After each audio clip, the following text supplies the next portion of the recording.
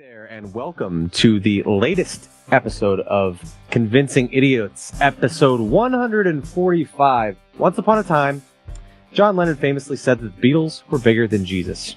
We'll find out if that was true in the AI war of Jesus and the Beatles. You'll see how it all ties together. We're also discussing our Idiot Inquiry of the Week, which entails recasts of famous superheroes and maybe some cast members that we would like to see in certain superhero roles in the future. And for our final segment, our friend Tim is here. We are discussing some of the interesting things that have been going on in Las Vegas, amongst other places here recently, and what exactly might be going on out there in the world and in the universe.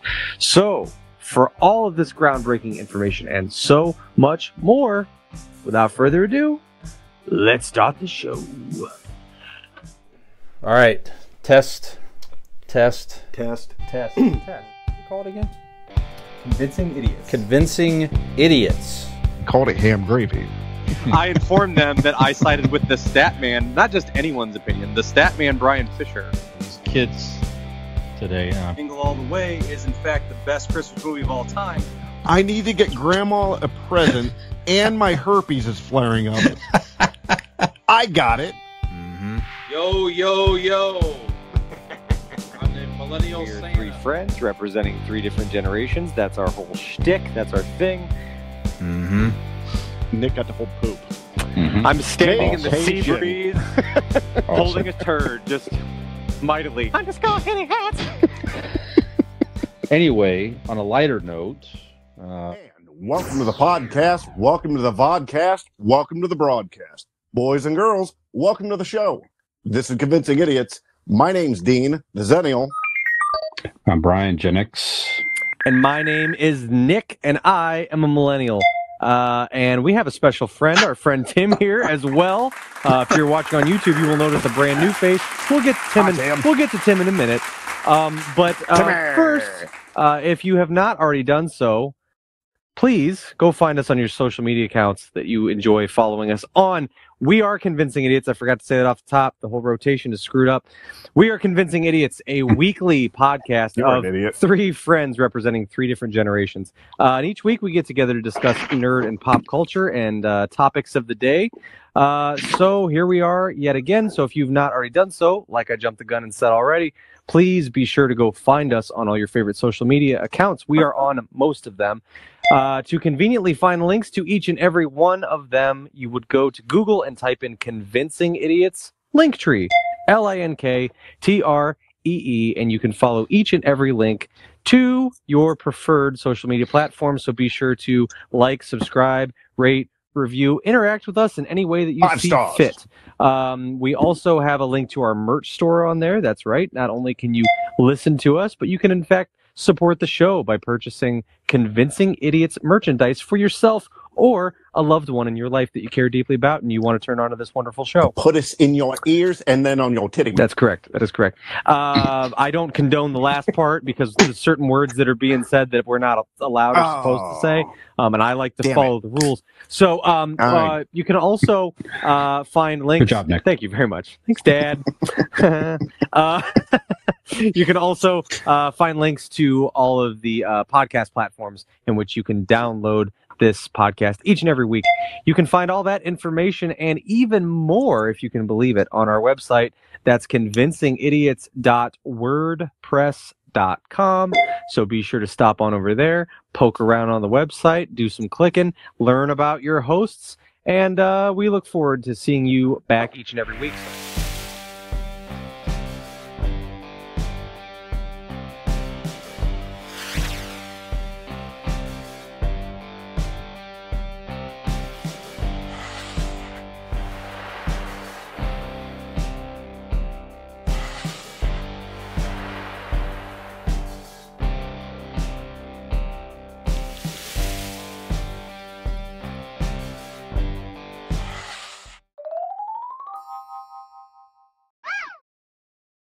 As I mentioned, typically it is Zennial Dean, GenX Brian, myself, Millennial Nick. But today we have a special guest on the show. Our buddy Tim has joined us so graciously and given us some of his time. So now I'd like to give the floor to Tim and say, everybody say hello to Tim. And Hello, Tim. Tim, share Welcome, with the group who you are. Aloha. How do you know us? How have you come here? What do you like? Whatever you'd like to say about yourself.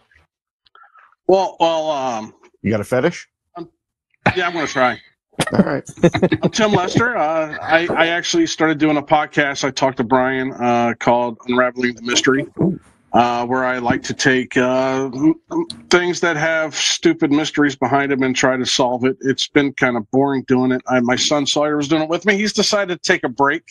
He's got girl problems, of course. We all do. I've known Brian since I was 12 years old. We've been friends since we were 12. And Brian was what, 35 at that point? Correct. Yeah. God, yeah. I think he had gray hair when we were 12. I'm not really positive. Of course, It's like a Doc mine's Marty silver now. McFly situation. I've gone completely silver. Silver Fox, So- baby. So I guess I don't know what you guys really want to know about me. I'm retired from the Department of the Air Force. I was an Air Force civilian. I'm an astrophysicist. Wow. I was in the Army. I'm a veteran. I am a Gen Xer. I'm very proud What's to your be a social Gen security Xer. number? I will not give out any kind of personal information like that. Oh, all right. But hey, I can make one up real quick. It's not hard. But Sure. Brian's is too. Give us somebody's. let me do a Google search here. Bring up some stuff. So yeah, that's me in a nutshell. I have 3 kids. They are definitely Zoomers, without a doubt. I'm still trying to figure out how there's 3 generations of you guys here because Well, I don't see any Zoomers. Dean's made up. What's a Zoomer? The Zoomers, Gen Z, the post 9/11 generation. Oh, okay. Oh, They're called Zoomers. Okay. They're called Zoomers because of the pandemic. They all went to school on Zoom for a year or so. So they started calling them Zoomers. That makes sense. Okay. As a matter of fact, I just did an Unraveling the Mystery with Saturn, my daughter. And we covered generations, the differences and everything. And it was pretty cool. She's the one that actually educated me a little bit on what a Zoomer was, because I was trying to figure out, what do you call Gen Z? I mean, you guys are just totally messed up. And she said, I think they call us Zoomers. I said, why do you call them Zoomers? Because we went to school by Zoom. I'm like, all right, because I wanted to educate her on that. Zoom for me was a PBS thing that had a really cool song when I was a kid. That's right. Sure. That's right. But yes. Zoom. No, for me, Tim, to answer your question, I found this different where in between generation. I call myself a Zennial. And it's from like 1981 to like 1983. It's the kids that kind of experienced both generations. They're kind of like that lost in between generation. So I guess technically, depending on what chart, you might consider me a millennial. And hell, I've seen a chart where I could be a Gen X. You know what I mean? Like, so I'm right in that year that's right in the middle. Based on what I learned about when I was researching the whole generation thing, you are still Gen X. If you were born from 1965 to 1983, you're Gen X. Right. Yeah, that's what I'm saying. But you got that cusp in between where you can experience both. Exactly. Yeah. I grew up on technology, but I also had rotary phones. Man, we didn't grow up on technology. We had Pong. I watched Brian break a million. I watched Brian break 1 million points on Atari Pac-Man. Whoa. Yeah. That was the longest 12 hours of my life. Yeah, I did that in your place. I think I did that at your place across the street. That's right. Over a Saturday and Sunday. I mean, he was bound to turn. I'm going to get 1 million, and he got 1 million. And we were just like, God, that takes some. He stayed up a long time to do that. Brian is the original incel. That answers my next question: is why did it take Brian till he was 25 to get laid? But okay, what's that? Oh no, I can tell you, I've seen some. I remember going to a party when I was in the Army at Brian's house, and I'm telling you that he didn't take him to 25. Yes, indeed. Took him 25 seconds, but she was. That might have been. I don't know. I think I was pretty wasted. But some good yeah, parties. that was. She Yeah, had we them, did. too. Yeah. Mm-hmm. Yep. But that's me. That's who I am. That's what I do. I'm a comic book collector. I haven't bought comics in a while, but I'm a comic book collector. I like some pop culture. I could give a shit less about the Kardashians or what they're up to. So you don't keep up with them? You're not keeping up? No, I see what you did there. You cheeky prick. I can't keep up with the Kardashians. There's just something about them that annoys me, and I think it's because they're them. Yeah, that's a perfectly good explanation. Yeah. So, but yeah, that's me. Nice. Yeah, Tim was the first. Hi, everyone. Welcome, Tim. We appreciate you joining very us. nice Absolutely. to have Yeah. you. Absolutely. See, but now I got to find, because we had Joey, which was a millennial, and now we have another Gen X. I got to find a Zemiel to That's right. come on here. Yeah. I can get you a Zoomer. I can get you a Zoomer. Zoomer, okay. Yeah. That's still actually quite younger than me. Well, that's true, but my kids are Zoomers. We got Gen Alpha coming up now. Right, that's what my kids would be. Yeah. I got to tell you, I'm scared to death of that generation. Well, they're babies right now. You can't call them dickheads yet. That's just wrong. They haven't had time to be. Are we not supposed to do that? Yeah. Yeah. No, you don't. He's 11. Can't call a baby a dickhead.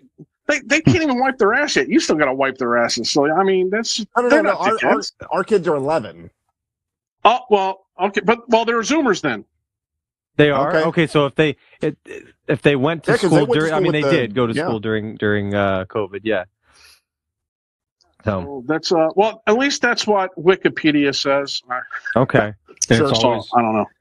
That's always right. It's where we get our source for everything on the show. It's 100% correct.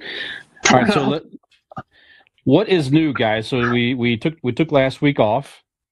Yes. Took a break. I'll talk about that for me a little bit there. But why don't we start with our guest? So, Tim, what's new in your life, sir? Anything new you wish to share personally? What's happening? Sure. I bought an AR-15. Okay.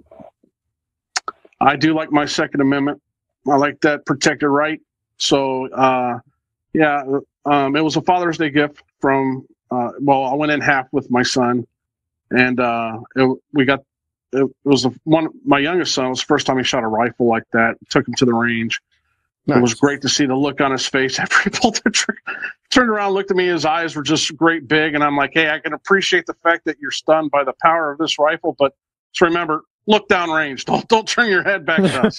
Did you see that? Yeah. That's what I was afraid he was going to do, because he turned around. I thought that rifle was coming with him, and everybody's going to duck. But so I've always wanted, and it reminded me of carrying the M16 in the Army. That's new. I went on a date Tuesday night for the first time in probably over 4 years. Nice. Good for you. Yeah, it was going great, and then I dropped the bomb. Well, I told her I quit smoking, but I vape. Well, she says that's a deal breaker. So I'm like sitting there. I'm like, okay, I was bewildered and confused, and she thought I was angry, and I wasn't. I'm just like, I really almost said, "What the fuck just happened?" Everything was going great. But so yeah, that's pretty much it. I'm confused by that a little bit. So you vaping was a hard no for her. She just couldn't even deal with because you vape. The thing is, she did contact me last night, and we're talking again. Oh, okay. I think she was all concerned about popcorn lung and everything, which I've looked at it. There hasn't been any definitive direct link to popcorn lung and vaping. Okay. Excuse me. So, but so she's nice. She's a nice lady. I like her. She's intelligent, and I hate to say this, I'll say it, but I'm a sapiophile. If I like intelligent women, they can hold their own with me. That's good. There you go. I can't roll over them. They can't roll over me. So, there you go. Nice. Yeah. Very good. But that's all that's new. That's it. Tim just met his future wife. All right, there we go. That's what I got from that. You never know. Never know. You heard it here first. Nick, what's up with you, sir? Yeah, because I actually want to start, Nick, with the what shirt? I just tried to look. What are you wearing? Oh well, it's my Colt Kool-Aid Magic City Brewing Company shirt, and it's got a UFO. Okay. It's got a UFO on it, so I figured it was Very good. Very. That's what I thought. They dropped a but T-shirt. They couldn't got get the beer that has that logo on the can, and then they dropped a shirt that nice. had that on it, and I just thought it was a really cool design. So I'm like, I gotta get it. So yeah, it's very good. yes, but no, I've been good. I not gonna try to remember what happened 2 weeks ago from last week. I can tell you what happened this past weekend. That's as far back as my memory will go. But I did have a pretty busy weekend, and it was a really good weekend. So Friday night, Father's Day. Father's Day. But Friday night we went to the drive-in, which is probably the first time I've been to the drive-in in about 4 years, I think. Wow. So and now was that last time when you and I were necking in the back seat? That's right. Yes. Yeah. That's right. Good. Yeah. So it was a very magical experience. It's kind of been one of those things where it was so special. I've been hesitant to try to replicate the experience. Can't top it. So I've been holding off for the right time. You just got rid of that rash. That's right. Yeah. So. Yeah. But no, it was cool. The drive-in was fun. I'll talk a little bit more about the movies that we went and saw when we discuss our reviews. But we went to the drive-in, and it was a really nice time. The only thing is, I noticed that this is the first time Robin and I and the kids had been to the drive-in since we don't have just like regular, like our old cars. We both have SUVs now. So Robin has a newer Jeep Compass, and the issue that we ran into, so we had the back propped up, right, for the kids to have a little bit, lay down the blankets and the pillows, and then we put camping chairs out in front of it for her and I to sit on. And we noticed that as we're turning all the lights off manually, the only thing we can't get off on these new fucking vehicles is the fucking fog light. The fog light won't shut off. And there is a light to activate the fog light and deactivate the fog light, but it just so happens, the only thing I can figure is that while the back door, like while a door is open, the fog light's just gonna fucking stay on. That would make sense. So actually, we eventually just had to, like, because you need the radio. That's the other thing too. At least Magic City Drive-In, their speakers don't work anymore. They just tell you to tune into the radio. So you need the car on to access the sound to the movies.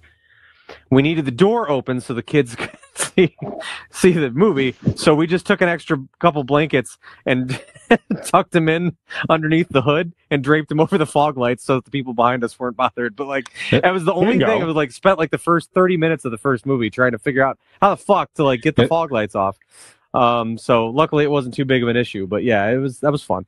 Fun little. Next time, get a portable speaker that has a radio in it. I've done that before. That's a good idea, and that way you're not messing with your battery and shit. That's a really good idea. Exactly. Yep. That's it. You can sit outside, just use that. Yep. So, but that was fun. That was Friday. Then Saturday, my sister-in-law, Dean's sister, other sister, her birthday was this weekend, so we went over there and had like a little Father's Day birthday thing for her. That was a nice time. Hey, I was there. Yeah, you were there. We played chicken. Despite my better judgment, I decided to stay, even though Dean was also there. It's on our Facebook page. It is, yeah. That's right. But that was nice time Saturday, hanging out with everybody, and then Sunday, Father's Day. Other than Christmas, it's probably my favorite day of the year, since like having kids, it's just awesome to be able to celebrate the day. So it was a lot of fun. We hung out.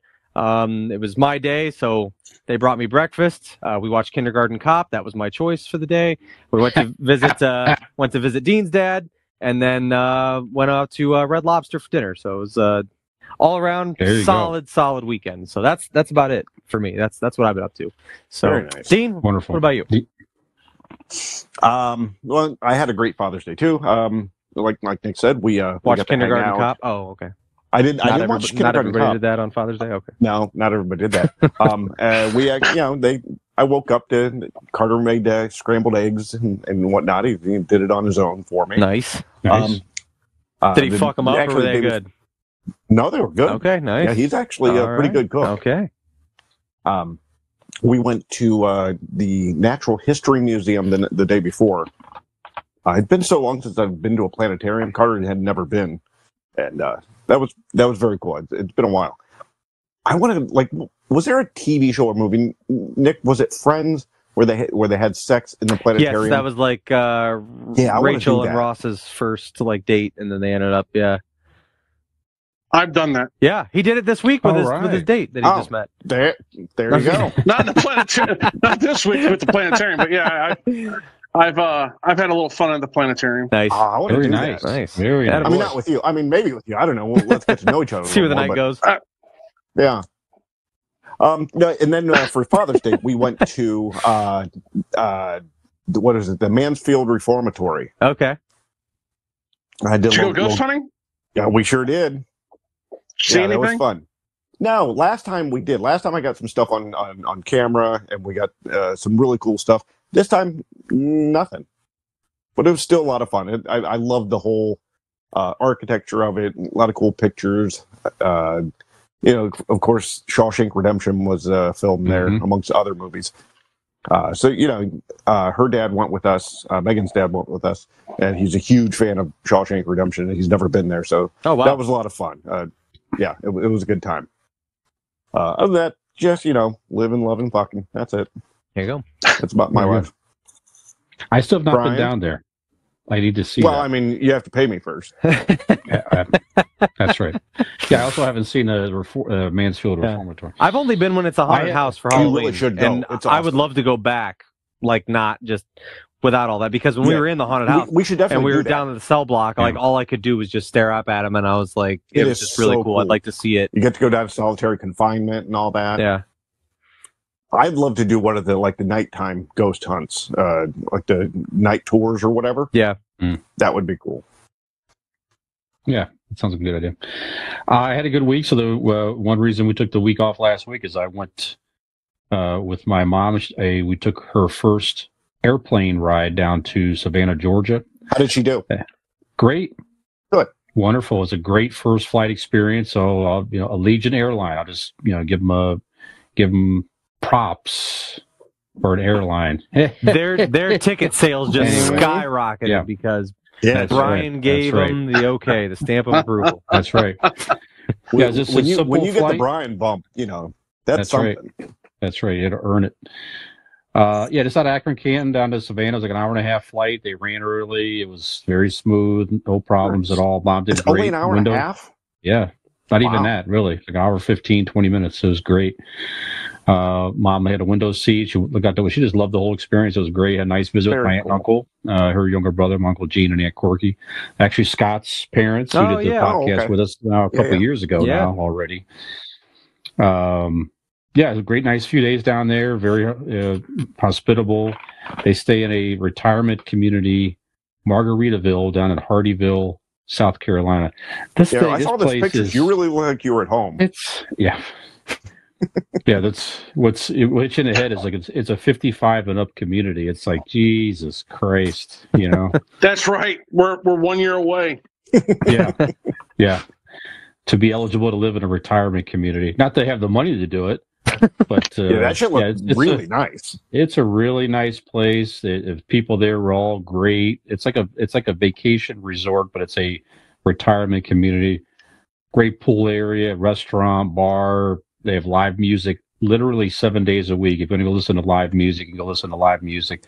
All kinds of stuff to do within it. Then you're like 20 minutes away from Savannah. So we went into Savannah for an afternoon. Mom got to see Savannah. We did like a tour on a cool trolley That's thing. That's not the first time you've been to Savannah, correct? I've been there a few times for St. Patrick's, a couple times for St. Patrick's Day. But beautiful city, great time. Have you done any of the ghost walks there? No, we didn't do that. Okay.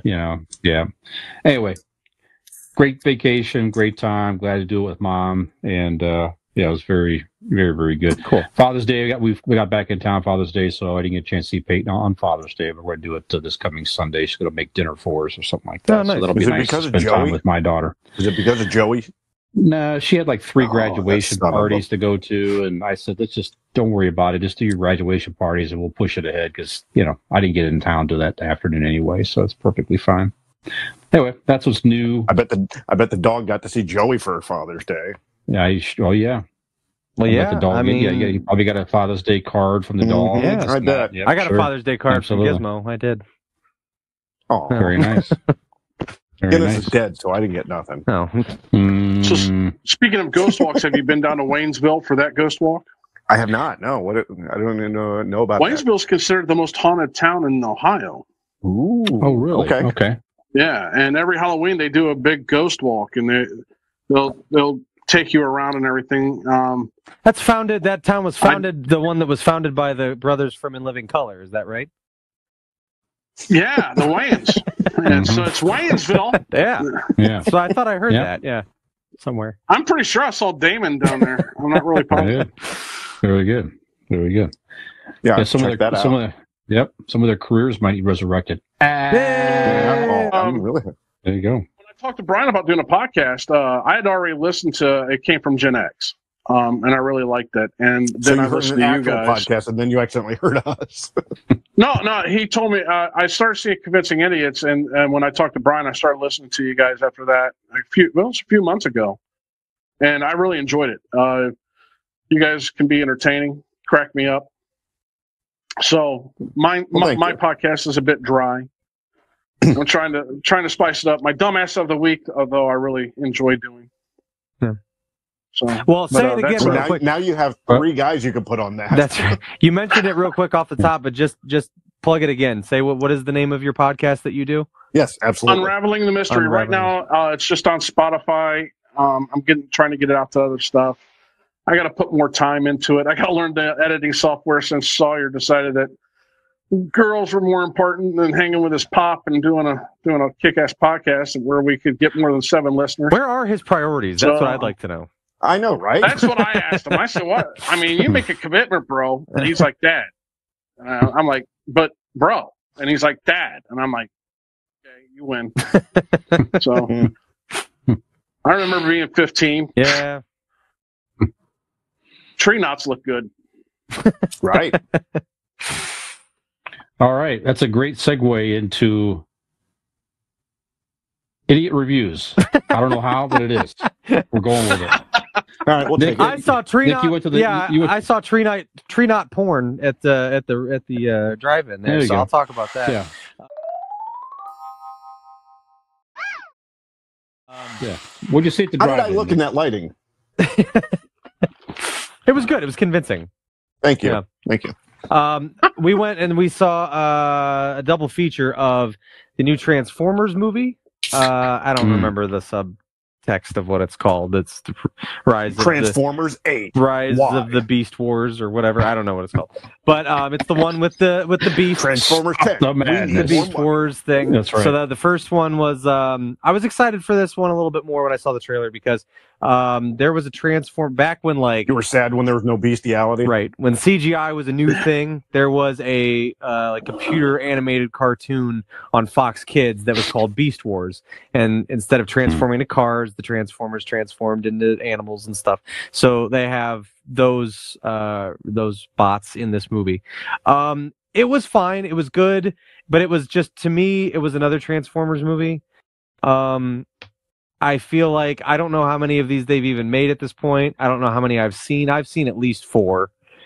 And aside, the second one I absolutely hated. The first one I absolutely loved. And then after that, every one I've seen has been okay. Fine Transformers movie. There's a lot of action. Obviously, it's incredible visually on screen. It looks great. But a lot of the storylines, they just kind of seem like they're all running on a similar formula. I bet if the next movie they seamlessly, it would be seamlessly blended Fast and Furious and Transformers, nobody would fucking notice. Now you're talking. That's true. Now you're talking. Nobody would notice. You put Dwayne Johnson. If you get Dwayne Johnson in the Transformers, you're going to. Well, he was in the Transformers, wasn't he? Or was it John Cena? No, Mark Wahlberg. John Cena was in. Mark Wahlberg and John Cena were in Transformers. Yeah, and now see, that's what I'm saying is they're interchangeable. Nobody would notice. They're the same fucking stupid. Vin Diesel pop out of the fucking Bumblebee or something like that. Yeah, Or you find out that Vin Diesel has been a Transformer, like the actual actor has been a Transformer this whole time, a robot. It was Groot, and you're like, oh, I get his acting now. Now you're talking. Yeah. Yep. Okay, so you saw that. What was it? What was feature 2? Feature number 2 was Guardians of the Galaxy Volume 3. And that was phenomenal. That was very, very good. Very, very. Your first time seeing it? What's that? Your first time seeing it? Yes. Yeah, I hadn't been to the theater previously yet to see it. So that was kind of one of the reasons we went to this combo. It seemed like Two long night. Yeah. Jesus We Christ. didn't get home till after 2:00. It was a long night. But yeah, man, Guardians Volume 3 was really good. It may have been my favorite of the three. All the other two have been fantastic as well. So that whole trilogy has just been incredible. Definitely very sad, tugs at the heartstrings, without giving anything away, but very, very good. It's just, but again, on par with the other Guardians movies. I mean, heartfelt, a lot of comedy, a lot of quippy, remarks and things, and just they've done those movies so well. So that was definitely enjoyable. So I would recommend. I mean, honestly, like Robin loves the Transformers movies, and she liked that one a lot. So if you can't get enough of them, if you're one of those people, you just can't get enough. And you want to see them all when they come. I mean, it's a good movie. It's fine. It's just, to me, it was really similar to like a bunch of the other ones. But yeah, like Guardians definitely was my favorite of the two.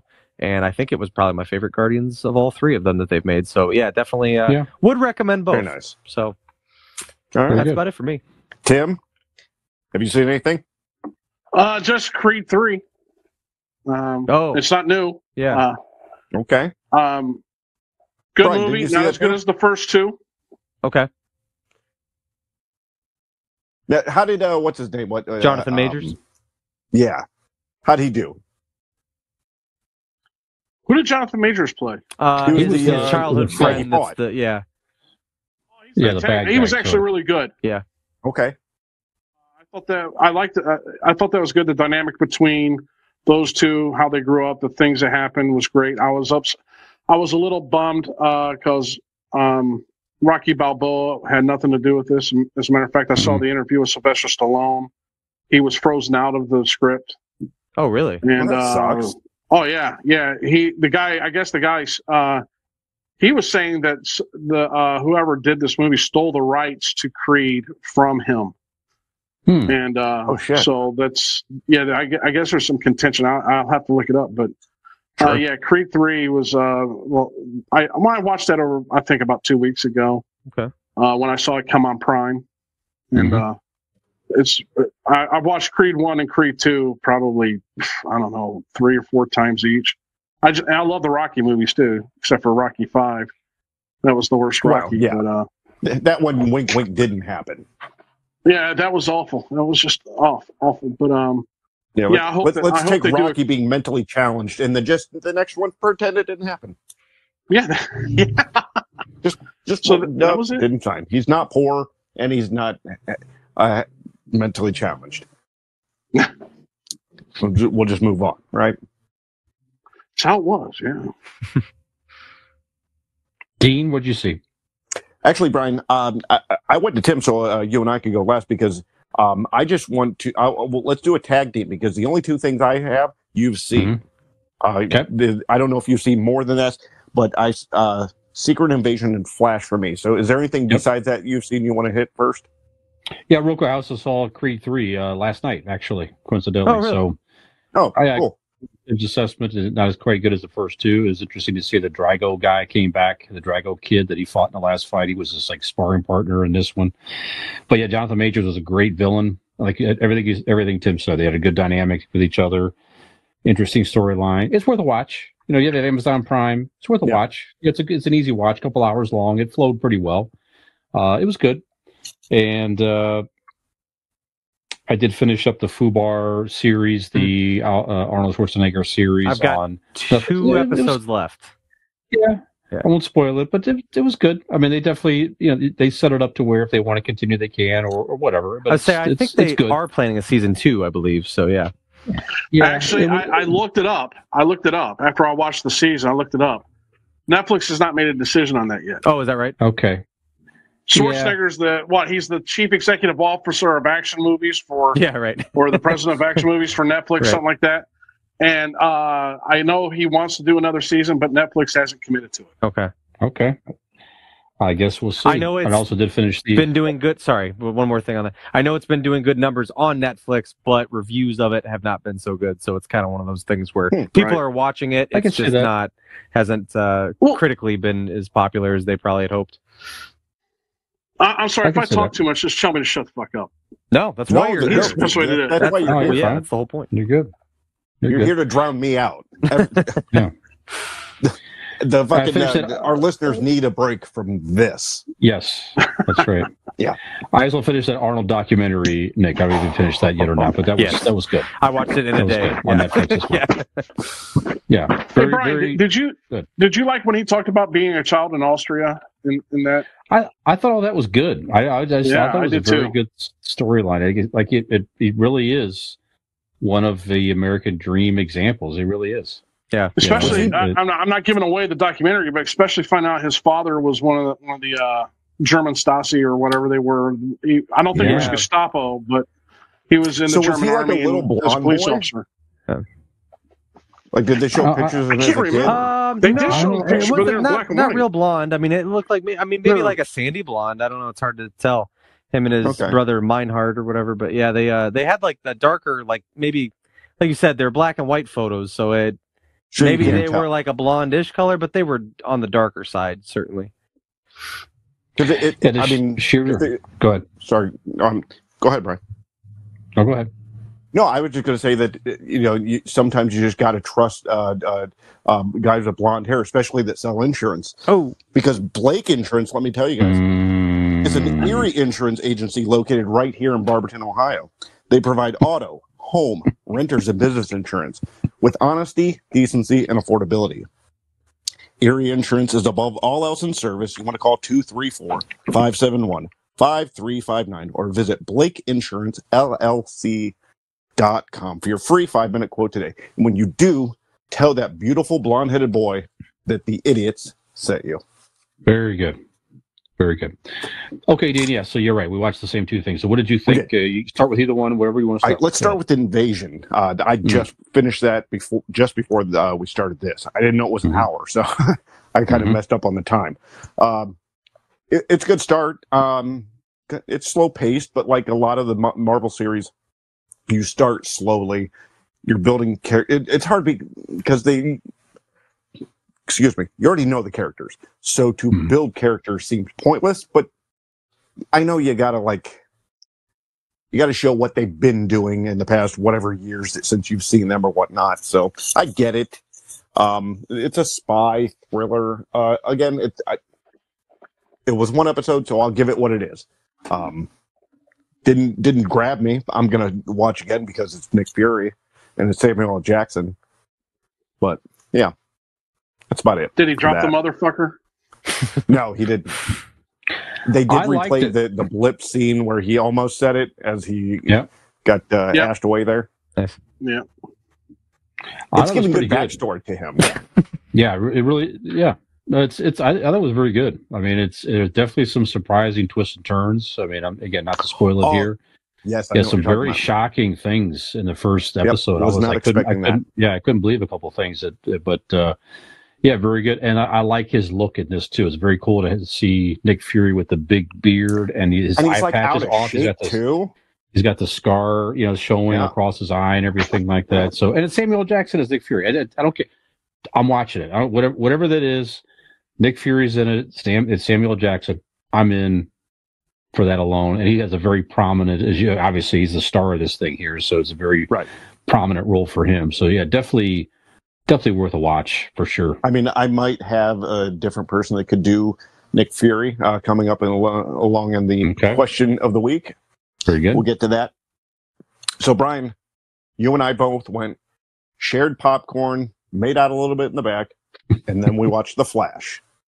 Brian, what'd you think?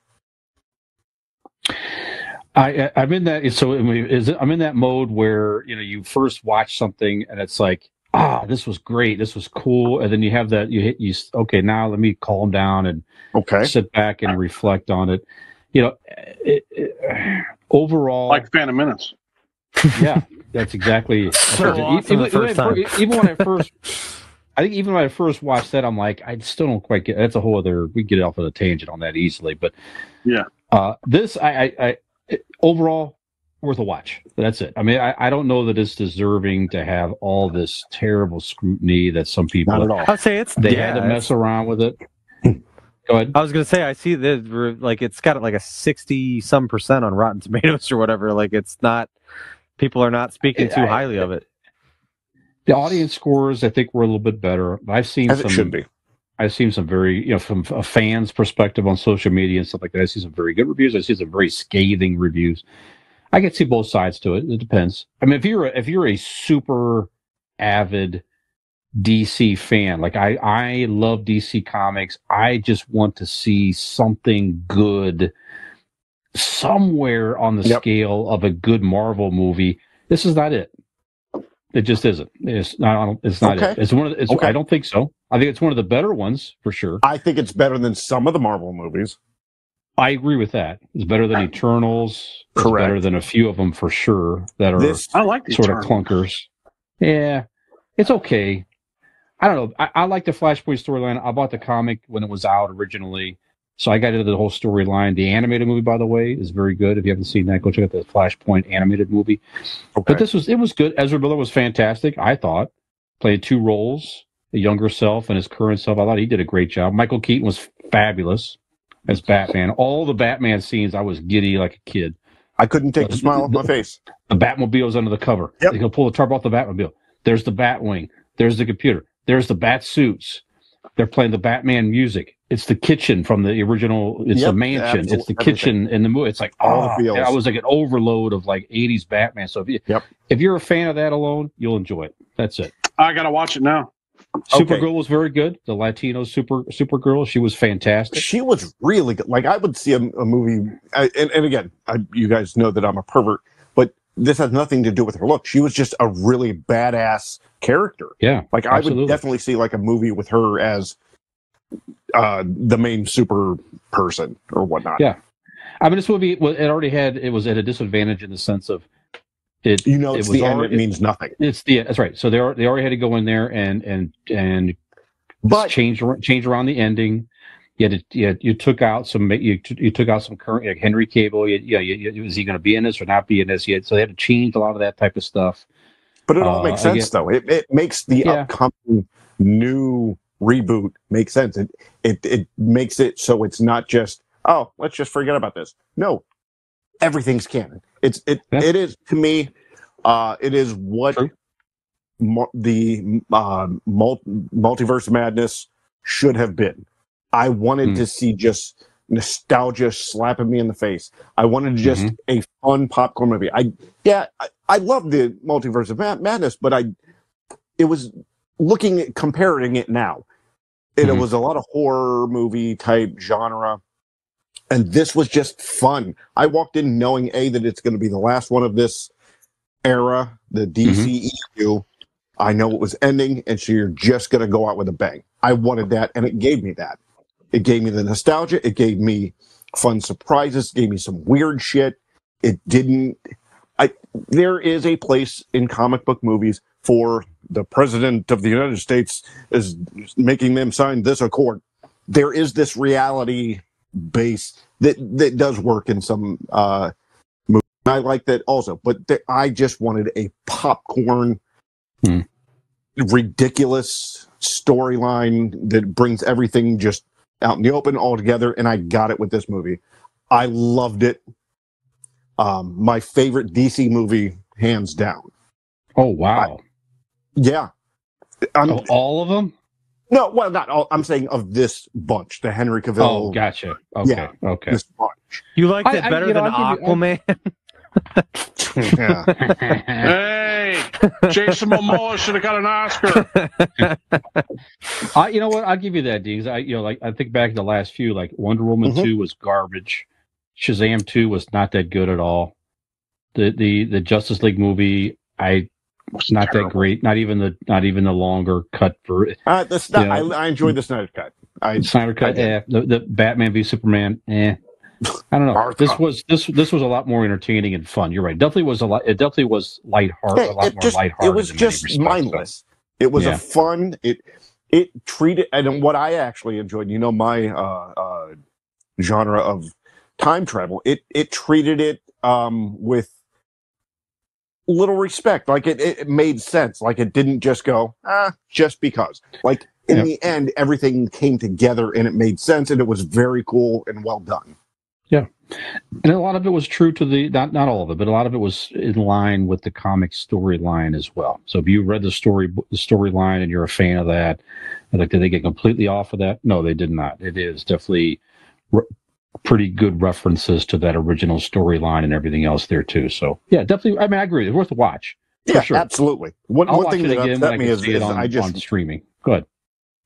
Well, I was going to say I just read the article that it is rumored that if this would have done well, that Michael Keaton could or would have been put in a Batman Beyond storyline with either Robert Pattinson or, in this new universe coming up.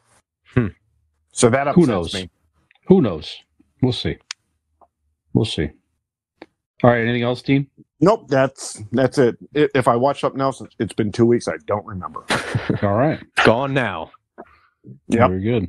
I drink a lot. All right. Well, we're going to take a drink and take a break.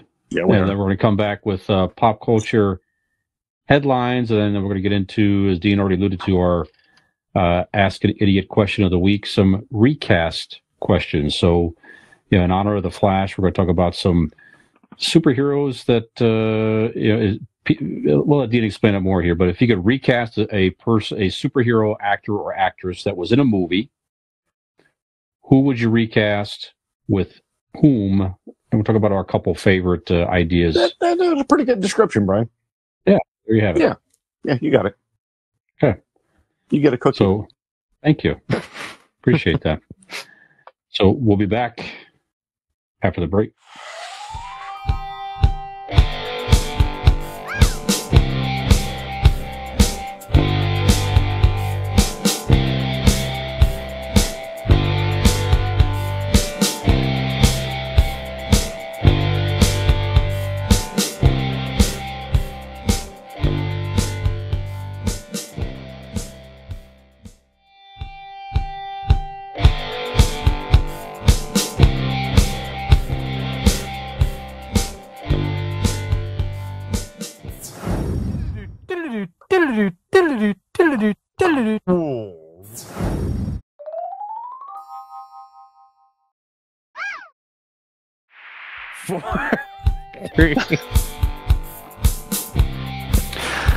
Welcome back to Convincing Idiots. We thought we did some real brains finally on this show. So again, we welcome one of my oldest friends, Tim, former astrophysicist. Not even a joke.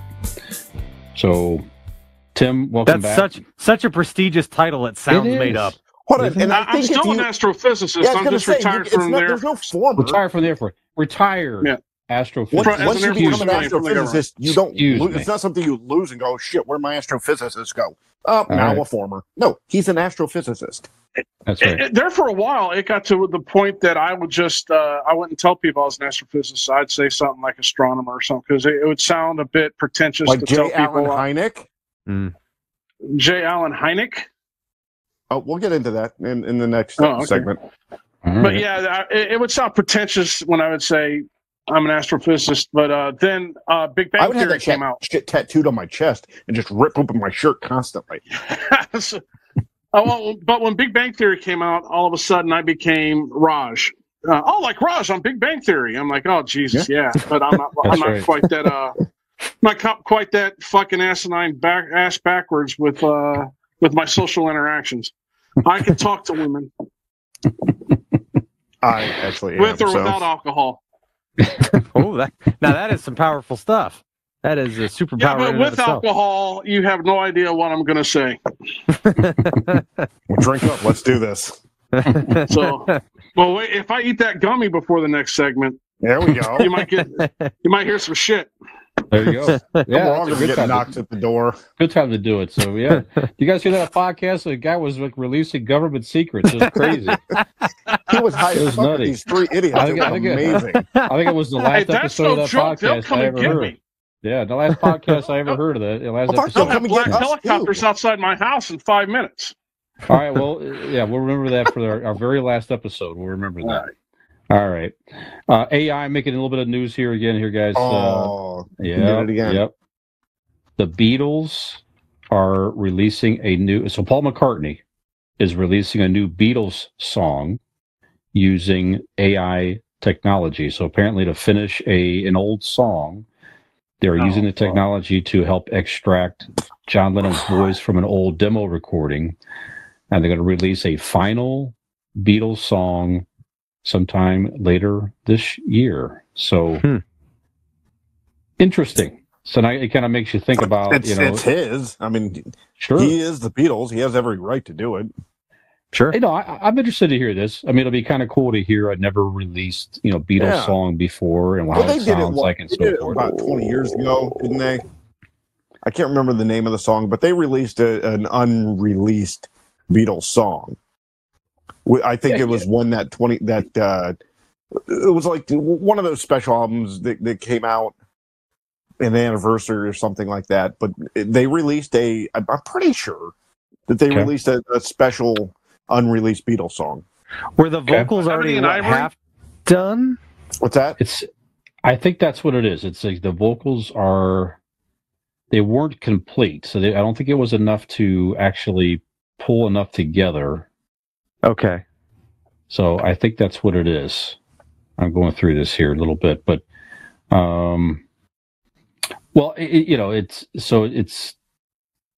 there has already been some AI generated songs that are from artists that aren't the actual artists that they've had to actually pull off of streaming. There was one with, I think, The Weeknd and somebody else we talked about and Drake. Yeah, Drake. You can have Drake make a song about anything because there's so many. Who is the artist I sent you guys that did the? Oh, it was Frank Sinatra doing T.I. or some shit like that. The Little John. Little John. Yeah, that was awesome. Yeah. Yeah. So, what do you think of that? Are you interested in are you happy to hear they're using this type of technology to hear some? I wouldn't be if it wasn't Paul McCartney doing it. Okay. If it was a studio or the record company, anybody else doing it doesn't work, and it's shit. But if Paul McCartney or Ringo Starr are involved, so that's the Beatles. They're choosing to pull their friend's voice from however they want to do it, AI or old recordings, doesn't matter. They're the Beatles. They have the right. That's their music. It's their band. So I'm on board. So as long as the original artists are involved somehow, fine. But if, like you say, if it's a record studio or a bootleg or something like that, that's what if they were all gone, but like family had something that they wanted released? Okay, would that be that's passable? different. I would at least listen to that. I mean, that's a case by case basis, I guess. Yeah. I'd be willing to listen to that, and depending on I still don't want the AI to do it. But if they had like old recordings that they could take AI to clean up, sure, I'm okay with that. But don't add like shit that's not there. Don't make new music of Prince that never existed from his estate. Yeah, correct. Don't take a clippings of everything he's ever done in interviews, break it into a song. Actually, that would kind of be cool, but don't do it seriously and release it as a song. Okay. Put it off to the side for a commercial or something. It'd be fun to listen to, but. Okay. Any other thoughts? I don't have those many. All right. Scares you? It is scary, isn't it? Another AI story. AI Jesus. Have you heard of AI Jesus? Oh, you got to be fucking kidding me. No. AI Jesus now I'm looking that shit up. Ding, yeah, ding, look ding, it up. Your own Look it up. AI Jesus. So you're going to get kicked off YouTube. You can't go any further. He's a 24/7 Twitch, app stream. So is a chat bot created by the Singularity Group, a volunteer group of activists who say they aim to use technological, innovations for philanthropic purposes. There's a sentence for you. I'm proud of you. Yeah, so it's like a living AI chatbot sort of thing that people can go in and talk to it and ask questions and so forth. And it is meant to be just a positive thing. And apparently, if you go into and you start asking it weird questions or something like that, it keeps kind of steering you to positive answers and all. It's not allowing people to take it to inappropriate conversations and different things like that. So, what if you AI, need sex advice from Jesus? I don't think it will do that. It'll probably just say, love one another or something like that. Yeah, but how? Like you love yourself. We'll fucking ask AI Jesus. I don't know. I did actually. Don't bother me. I just typed in. I said, "AI Jesus." He said, "What's up?" I said, "AI Jesus, what do you say when you hit your thumb with a hammer?" And he says, "Me." There you go. Man, that was bad. Yeah, there you go. But I just gotta ask this. I gotta put this out there. How sad is it that people are going to an AI Jesus to find dating, relationships, moral advice? I mean, are we really? It's not, to me. That's not progression. That is the most dumbassery type of thing that could exist on Earth. That you got to go to a computer and have them give you advice. I'm sorry, I didn't mean to get serious there, but I can't tolerate dumbasses. I mean, everybody are dumbasses, really. Yeah, but this takes. I mean, this goes to a whole new level. This is why AI scares me, because you have these weak-minded people that somebody may decide to make AI, and next thing you know, we got a bunch of serial killers running around because AI Jesus told them to kill everybody. That's I mean. I think everybody the scary part. should not go to it's ridiculous to go to AI for advice on how to live. You should really just come to here at Convincing Idiots. That's true. Right. Exactly. You're not really living until you've rated, liked, subscribed, reviewed. And bought a fucking t-shirt. Bought a t-shirt, donated to the show. That's living. Then you'll find true happiness, and only then. Yeah, your dead grandma will only love you beyond when you wear Brian on your chest. Of course. That's right, nunchucks. That's right. Yeah, all we're doing on the show is just following orders from AI Jesus. That's all we're doing. That's right. Actually, this is written by him. Yeah. No more, no that less. could be a way to generate topics. Go to AI Jesus. Hey, what should we talk about? Yeah. Yeah. In fact, you guys should do that.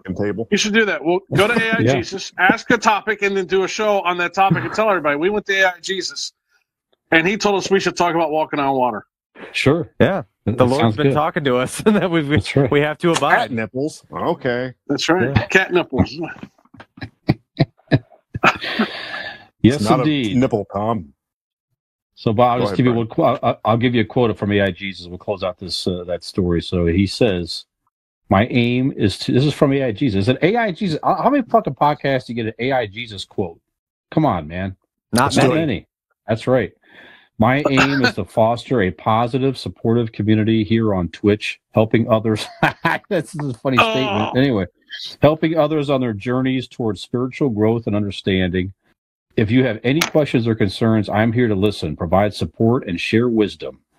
And then so far, the bot worked hard to live up to his optimistic mission statement. No matter how many users try to provoke him with raunchy or contentious questions, AI Jesus, whenever in doubt, tends to reroute his answer to a generic statement emphasizing love, understanding, and compassion. Just like this show. You can't. The Lord is unshakable. You can't fuck with AI Jesus. You can't. Right. You can't. You said it, man. Fuck with AI Jesus. Nobody fucks with the AI Jesus. That's right. Hey, I'm on the AI Jesus website. I'm on the AI Jesus Twitch right now, and he's live. WW, what would Jesus do? I need what would AI Jesus do? You see him there, right? You see him, right? Do you see like a Jesus figure there, right? Yeah, but they got it wrong. But yeah, that you see a Jesus figure. He's talking. How did they get it wrong? Well, Jesus wasn't blonde hair and blue eyed. He wasn't a fucking Aryan Nazi. He was sure. he was Jewish. He was Semitic. So he had dark hair. He was he was olive from skin. He was from Arabic. So he was darker skin, dark hair. Right. Yeah. Yeah. So this guy here, man, look like Val Kilmer. Looks like a hippie out of the '60s that's done too many shrooms. I mean, I'm looking at it. I'm just like, holy shit. Oh, but this is AI Jesus. He's a different guy. Yeah. I mean, but yeah, he's that's my dealer. He is going on about some shit here. He's like does he yeah, he's like he's constantly, I think it's constantly active. That's what it is. He's constantly active. He's there. Yeah, I think he talks, and then you can ask questions and everything else. So yeah, there's some Personal. gibberish, but there's some gibberish in the translation. They say I didn't turn the sound on. I didn't want to do anything, but I don't know if that's supposed to be speaking in tongues or if it's just that the translation, the closed captioning is not catching what he's saying. But they're parables. They're coming across as parables. I don't know if you guys know anything about the Bible, but Christ spoke in parables. And this guy's throwing out some, since the Big Bang didn't happen, then what was the beginning? I can't fucking read that shit. All right, I'm done. Wow. Wow. Okay. Well, maybe a future. It did advance in. Again, I don't want to get on religious, but it did advance.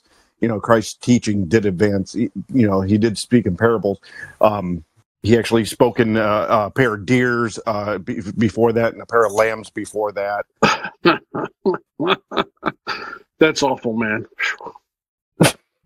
Can we officially title though? I would like to file a motion to officially call Tim our AI Jesus correspondent. I like it. Yes. Yeah, I'll tell you what, I'll come in every week and give you guys an AI Jesus. Yeah, I can do that. That would be fun. I like Now it. we're going to throw it over to AI Jesus correspondent Tim Lester. And I'll tell you, man. I will not quote this guy saying the Big Bang didn't happen. That's just crazy. Well, don't fuck with AI nor Korean Jesus. They're both busy, I hear. You know what I mean? Right. So That's right. Sure. All right, and guys. Korean Elvis. You don't want to mess with Korean Elvis. Nope, not at all. All right, plenty more stories out there, but we'll get another stuff another time. Let's get into our Ask an Idiot question. Dean, this was your idea. Yes. Kind of an honor of the Flash. So what is the segment here, please, sir? Okay, in the honor of the Flash and Multiverse of Madness type deals, where you have different characters have been played by different actors. Do you guys have 3 different characters? Superbook, superhero, comic book. The Superbook. That's the Bible, you motherfucker. I'm gonna get out my Superbook and read you some comic book heroes. AI Jesus, he wrote the Superbook. This is. I wonder if I could ask AI Jesus this question. Let me see if I can ask him. Did you write the Superbook? The correspondent's going to ask the question. All right. No, the question is take 3 comic book movies. They have to be in movies. And what different actor would you put in them? So recast 3 random comic book movie characters. Do you want to start then? I'm going to start because I'm going to go like what I said before.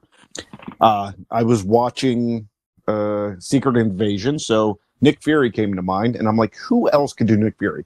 Because like Brian said, nobody could do Nick Fury.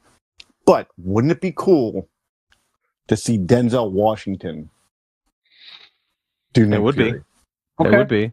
That's a good one. He could rock it out. Yeah. Yeah, that'd be a different tone, but it'd be good. More serious, a little more stoic. Mm-hmm. I like it. Okay. Brian, what about you? I went with an odd one here, the Punisher. So the Punisher it was played by a few actors: Dolph Lundgren, Tom Jane. I can't remember the last guy. I think the last guy just passed away recently. Honestly, I think the actor did. No, he's coming to the MCU. The guy from the TV series? No, that's another guy. Oh, that's right. I'm thinking of it. Yeah, I'm thinking of the guys in the movies.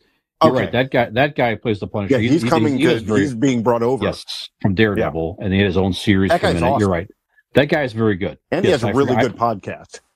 I forgot about that version. Excuse me. So that guy's great. Anyway, I thought Jeffrey Dean Morgan would be an interesting Frank Castle. Jeffrey Dean Morgan played Negan in the Walking Dead series and all that stuff. He already has that kind of look. Yeah, kind of the older, grizzled Frank Castle. Again, a different tone. Not quite. He could be dark. He could also be kind of humorous and all that. I like Jeffrey Dean Morgan as Frank Castle, the Punisher in. I like that the movie. Nice. Yep. Tim, do you have the? Tim, yeah, go ahead. I thought about this. I thought we were going to talk about the worst recasting. So, and all you have to do is look at Batman. But I always thought, you got nipple Batman, George Clooney. You got smart ass Batman that Ben Affleck. But recasting somebody, it's really hard in the MCU to find someone to recast. Because what I liked about the MCU is that they tend to get the right actors to play the right roles. Although I do like the idea of Denzel Washington, but As Batman? as Batman, no, Denzel Washington is the pun. Actually, as, I'd be behind Nick Fury. If you want to put Batman as an African American and Denzel Washington under that cowl, that's not horrible. I don't know. I don't know how that would work. Shoot, but I'm fucking justice. yeah. Motherfucking justice. I would like to see a more beefy gal. I love Gal Gadot. I'm in love with her. She is on my celebrity list. But Wonder Woman's on Amazon. She's supposed to be thick and beefy. And Gal Gadot was very.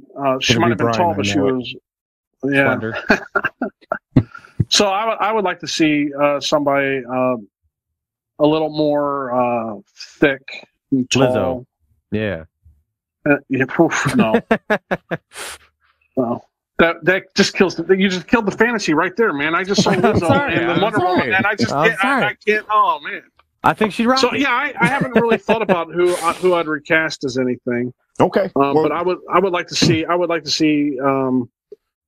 Somebody taller, somebody tall and beefy for Wonder Woman. That's hot. And like if they could act like the model. There's that one plus model that was on Ashley Graham. Ashley Graham. That's right. Okay, there you go. Ashley Graham. That'd be a real good one. Yeah, I like that. she would be she might be good for her to drop a few pounds for this, but she would be that tall Amazonic woman that would look really good. As she is beautiful, big, she is beautiful, bold, curvy, kick ass. Absolutely. But yeah, we're proud. and she could act. I don't know if she can act or not, but Well, I mean, some could question Gal Gadot's acting. So yeah, here or there. Yeah, it wasn't great acting in Wonder Woman 84, but it was right. It was Gal Gadot. I mean, Exactly. She's Israeli, for crying out loud, and she was in the Israeli army. That's hot. That's right. She can kill you with like 2 fingers. Well, she knows Krav Maga. What is it? Krav Maga. Krav Maga. Yeah, so she'll Krav Maga. Yeah, she can kill you, especially with those legs. I'll put money on it. So yeah, that's the way to go. go. Not in a submarine, but Gal Gadot's legs. That's right. That Get is the way those to legs go. wrapped around your head and squeeze. That's all you need. Yeah, that's right. Nick? So, yeah. I have a recast here. It might step outside of the boundaries of what we had originally thought, but I couldn't help when you posed this question as the very first one that came to mind.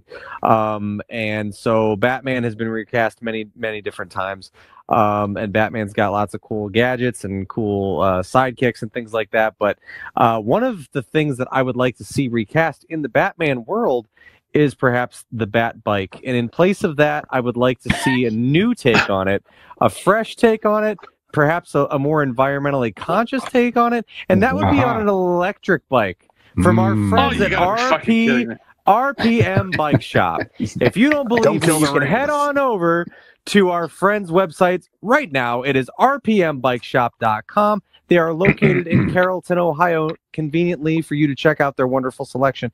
You can also go to Facebook and type in that search bar, RPM Bike Shop, or give them a call today at 330-808-7792. And you can see for yourselves and talk to their lovely associates about how you can get on your very own electric Bat Bike today from RPM Bike Shop. That is correct. But I guess if we're sticking to characters, Well, Dean, I Yes. just want to say you are an incredible commercial spokesperson, and I feel uplifted, and every time I hear you do that. So Right on, Nick. little Me or sarcasm. Dean? But, Oh, you, Nick. Yeah. Me? Oh, okay. Thank you. I appreciate it. Thank you very Yeah. much. I'm dog shit. You're great. Right. Absolutely. I mean, Well, we knew this, but it never hurts to hear it again. He That's let me. true. I thought he was really going to talk about electric bikes being environmentally conscious. So Nick has fooled us several times with his Oh, there's lead-ins. always like, a is way that to really work a in. movie? Yes. And he's like, yeah. There is always a way to work in a path to a green future and an electric bike ad read today. That's right. Every day That's right. in your life. There we go. That's right. But I suppose if I were recasting a character, I am going to stick on the path of Batman, if that's all right. Tim kind of touched on it and how many times Batman's been recast. And we've said this on this show. Dean already knows what I'm going to say. I want to see John Hamm as Batman, man. Like, come the fuck I didn't on. even touch it because I honestly was thinking knew you would it's touch it. Yeah. Oh yeah, I'll Because I always touch agree, it. If you 100%. John Hamm is Batman, I'm gonna touch it. Oh, absolutely. You bet your ass. I don't care what age John he is, Hamm, he the perfect- needs to do it. Batman in suit. He'd be the perfect Bruce Wayne out of suit. Correct. He's cool. He's handsome. He's charismatic, and yeah, man, I'd just love to see John Hamm as Batman. It 1000%. would be incredible. So that was an easy layup for me. So Yeah. Dean, you got another one there? All right, my next one is, let's go a little wacky here. I'm going Nicolas Cage as Bruce Banner. Okay, nice. He's a wild scientist. He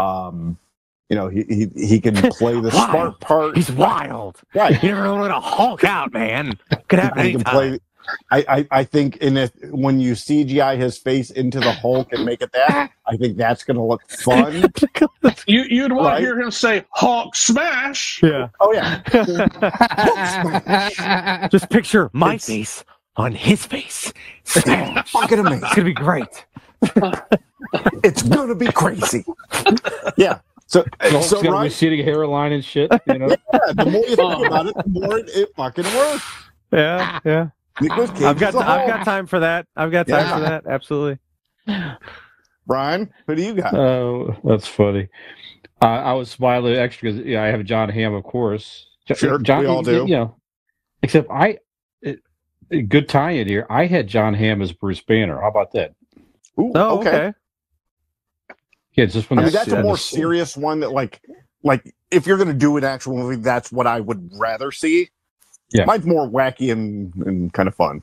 Yeah. because he could do sort of he could do the serious scientist. And he's funny. He's funny. You know, Mark Ruffalo's sort of got that that interesting vibe like that sort of where he's smart but yet he's funny, that type of thing. I think John Hamm could do that just fine as well. John I don't Hamm know. can do anything. Yeah, absolutely. So John Hamm was Bruce Banner. There you go. Nice. Like it. Yep. Tim, do you, Oh yeah. Tim, was there anybody you thought about while we were all going around? Yeah, I would like to see. I always thought that. Iron Fist would have made. John Hamm would have made a good Iron Fist. When I looked Yeah. I thought he would have made a good Absolutely. Iron Fist. Yeah. So Actually, that's. Think of John Hamm. Anybody. Sure. John Hamm could really play any character. Because like Superman, he'd be a perfect Superman. Yep. Really? Iron Man, like he fits every comic book character. I really thought they Did I hit a close home my run eyes with while Henry touching myself? Cavill. I really liked Henry Cavill. I did too. However you say his name as. I mean, when you look at George Reeves, Christopher Reeve, and then what's his name that was in Superman Returns, and then when they got Henry Cavill, I thought that was really good. That was a good casting. Yeah. He brought Superman to life for me. I mean, I thought he was and Clark Kent as well. So, but I just don't see John Hamm as Superman. I really? see John Yeah. Hamm everywhere. When I close my eyes, You got a man crush, who doesn't? Raise your hand. if not you on John have a- Hamm. Nick, man crush. Absolutely. Brian, man Oh, wow. crush. Of course, I like John Hamm a lot. He's It's great. more of a man lust than a man crush. That's but true. we're splitting hairs at this point. Right. I mean, I want to date him. I just want to blow the dude. I mean, come on. AI Jesus has a man crush on Right. John Hamm, I think. Absolutely. Yeah. Ask him. So, yep. I'll let you guys know next week if I ever get to ask him a question. There you go. Perfect. Perfect. Dean, any others? I think it's Nick. You skipped over there, What? Nick. There, I you did. You I'm did. so sorry. Nick, I mean, So I got one apologize. from Nick, but I the apologize. rotation is- I apologize. I've Go got ahead. one for you, and I think I saw like a mock-up on Instagram when another movie was coming out, and I can't shake the visual of it, and I just really want to see it now.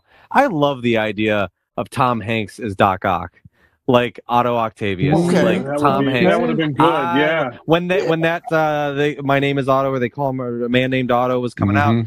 somebody made a Photoshop poster of it, and it said a okay. man named Otto, and it had him as Doc Ock, and You I'm do that. like, I love it. I think Tom Sure. Hanks would be an incredible Dr. Octopus. Mhm. I get that. The guy that's been playing him does a fantastic job as well. But Tom Hanks is another one. What can't Tom Hanks do?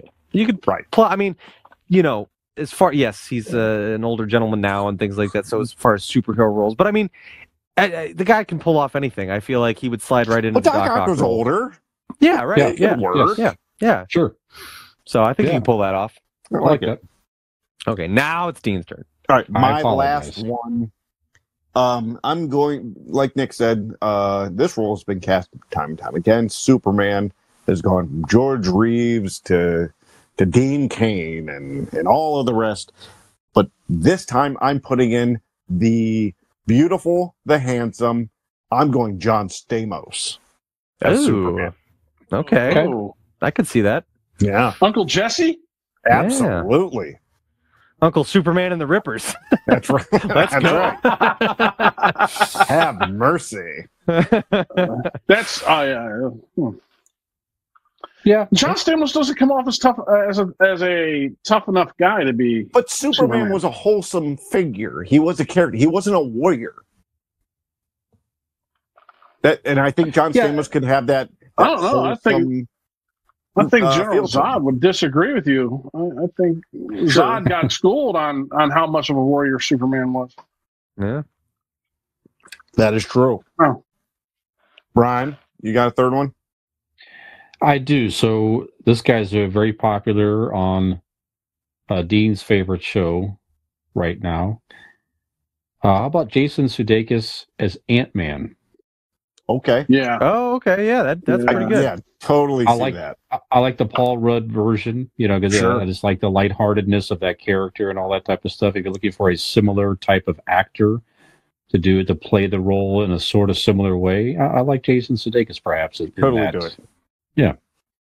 Paul Rudd's a Rush fan. Yes, He he is. is. I love you, That's man. right. Yeah, it was. I it was love a you, great, man. Great yeah, it was movie. a great movie. right. Absolutely. Sorry, I had to throw. I'm just trying to rub it in because you guys. Because Well, sure, everybody because else no one fucking Rush so bad. appreciates Rush except these two. I know. It's just unbelievable. Maybe we could have got them Geddy past the Lee first is round had Reed I been in Richards. that. That's Go ahead. yeah. I think we need to redo That's- that bracket. And the superhero the one for polls good are measure. closed. Yes. Oops. Dean wants to redo the superhero one for good measure, Yeah, just to make sure we got everything right. What do you got, Tim? You got another one you said? Hayden Panettiere as Miss Marvel or Captain Marvel. Yes. Oh yeah. Okay. I like that. I thought I like Brie. What's her name again? Brie Larson. Larson. Brie Larson was the other one. Yeah, she was Scarlet Witch. Brie Larson was. Yeah. I liked her because I think she's hot. I mean, I'm sorry. Sure. I like looking at her in those tight Sure. that tight shit. But Hayden Panettiere was busty like Miss Marvel. Because if you ever looked at the Miss Marvel comics, what was her name again? Jeez, I'm sorry. Carol Brie Larson? Danvers? Carol Danvers. Yeah, Oh. Carol Danvers was a very large-breasted woman, and she was, so. Yeah. Brie Larson is not large-breasted. Was a I'm marvel. sorry. She's hot, but Hayden Panettiere I thought would be a really good Carol Danvers. I agree. in this She moment. was a hero. Yeah, she was a She was. in Yes. comic book type thing in the TV show Heroes. And I feel guilty saying this about Hayden Panettiere because one of my I have movies that if they're on TV, I have to stop and watch. And Remember the Titans is one of those movies. And Hayden Panettiere played the daughter of the she coach. was a kid. Yeah, she's like 9 She was or a something. kid. Yeah. Shit, I forgot about that. Yeah. Yeah, so I look at Hayden Panettiere now, and I'm like, Jesus, I hope that doesn't, God, that's bad. So, Right. but yeah. It is weird. It messes with things a little bit. You misspoke. It's AI Jesus. But that's right, yeah. I'm going to say, I Jesus. We'll just say, I Jesus. Hi, Jesus. I Jesus. I hate Hi, you. Jesus. now we've all become Irish. Hi, Jesus. But yeah, Nikolai. that would be somebody I would recast, yeah. Nice. Okay. I like that one. My last offering here is purely for fun for me. I would like to see one of my heroes, Arnold Schwarzenegger, portrayed as Thanos. I just feel like it would be It's great. not the tumor. Like, That's just be like, pretty good. I know wanna what shit it on feels you, but like That's actually not bad. to feel that you're right and want to win so badly, but to fail anyway. I know how you feel. I am inevitable. That would be just great. It would just be fantastic. And here's the That thing. would be good to hear him say, I am inevitable. That I would, am inevitable. Like you're doing the voice there, Nick, and you're kind of you're having fun with it. But like he is actually a decent enough actor. Like it wouldn't be like that cartoony. Like he would slow it down. You could. I honestly think that he could. It could work. Rock that out. Yeah, absolutely. I never even thought of that, Nick. That's pretty good. Yep. So that's I like that. That's my last one. Damn it! I wanted to shit on you. Maybe I'll do your chest later. You tonight. know where I live. I mean, come on over. And by the way, it was Ray Stevenson that died. He played the Punisher before in the last. It was Punisher Warzone. Okay, That's what I was thinking of. Yeah. Yep. Great actor. I liked him in Rome. He was a great actor. As a matter of fact, I would love like his to see him comedy albums. Yeah, his comedy. That's Ray Stevens. Yeah. The Shriek and all that stuff. Yeah. Yeah. Yeah. Uh-huh. Yeah. All right. Dean plants his little seeds and frolics away. That's all he wanted, just to confuse everybody for a second. Yep. Just to try to keep throwing us off. All right, guys, we're going to take one more break, and we're going to come back with our main topic this evening, UFOs and I got aliens on my shirt. Me too. Right, Well, so more and more sightings and in the news lately. And we're talking about our thoughts. Do we believe do we believe that there's aliens among us? Have aliens visited us? Do they Not only have that, aliens? we may or may not have a guest here sitting amongst us. That's right. It might have some insight that we clearly don't. So I heard things. Hmm? I hear things. stay What does tuned. probing feel like? I'll be ready in 5 minutes. Find I'll out. show you. Dean can answer that question. Yeah. I can either show you or tell you firsthand. I can do both. That's right. Oh, Jesus. I'm sorry. All I, right. Jesus. AI, Jesus. I just, yeah, Jesus. All right. Come back for more probing after the break. You gotta tell me twice.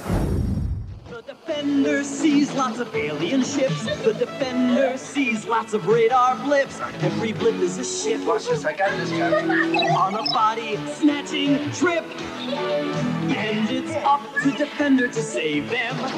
Defender, a great Atari game. Have you played Defender? It's the newest of the smash hit home video games that just keep coming. Only from Atari. You did better than me. Have you played Atari today?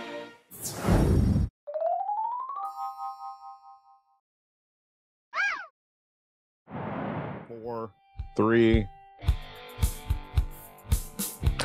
And welcome back to segment number 3 of Convincing Idiots. I'm your Millennial Nick, along with my bro hosts, GenX Brian, Zennial Dean, and special guest bro host, Tim is with us as well, also representing Gen X. Now, gentlemen, as we all know, in the news recently, there's been a lot of news being made about different unidentified flying objects. There have been possible alien sightings, very strange things going on, and within the last few years, we've even had confirmation that certain things have been discovered that cannot be categorized as having human origins. So there's just a lot of things in the news that are kind of winking, nodding towards intelligent life from other planets, perhaps, that may have made contact, or maybe we've been in contact with. So real quick, I'm just going to start off by saying the way that Dean is with time travel,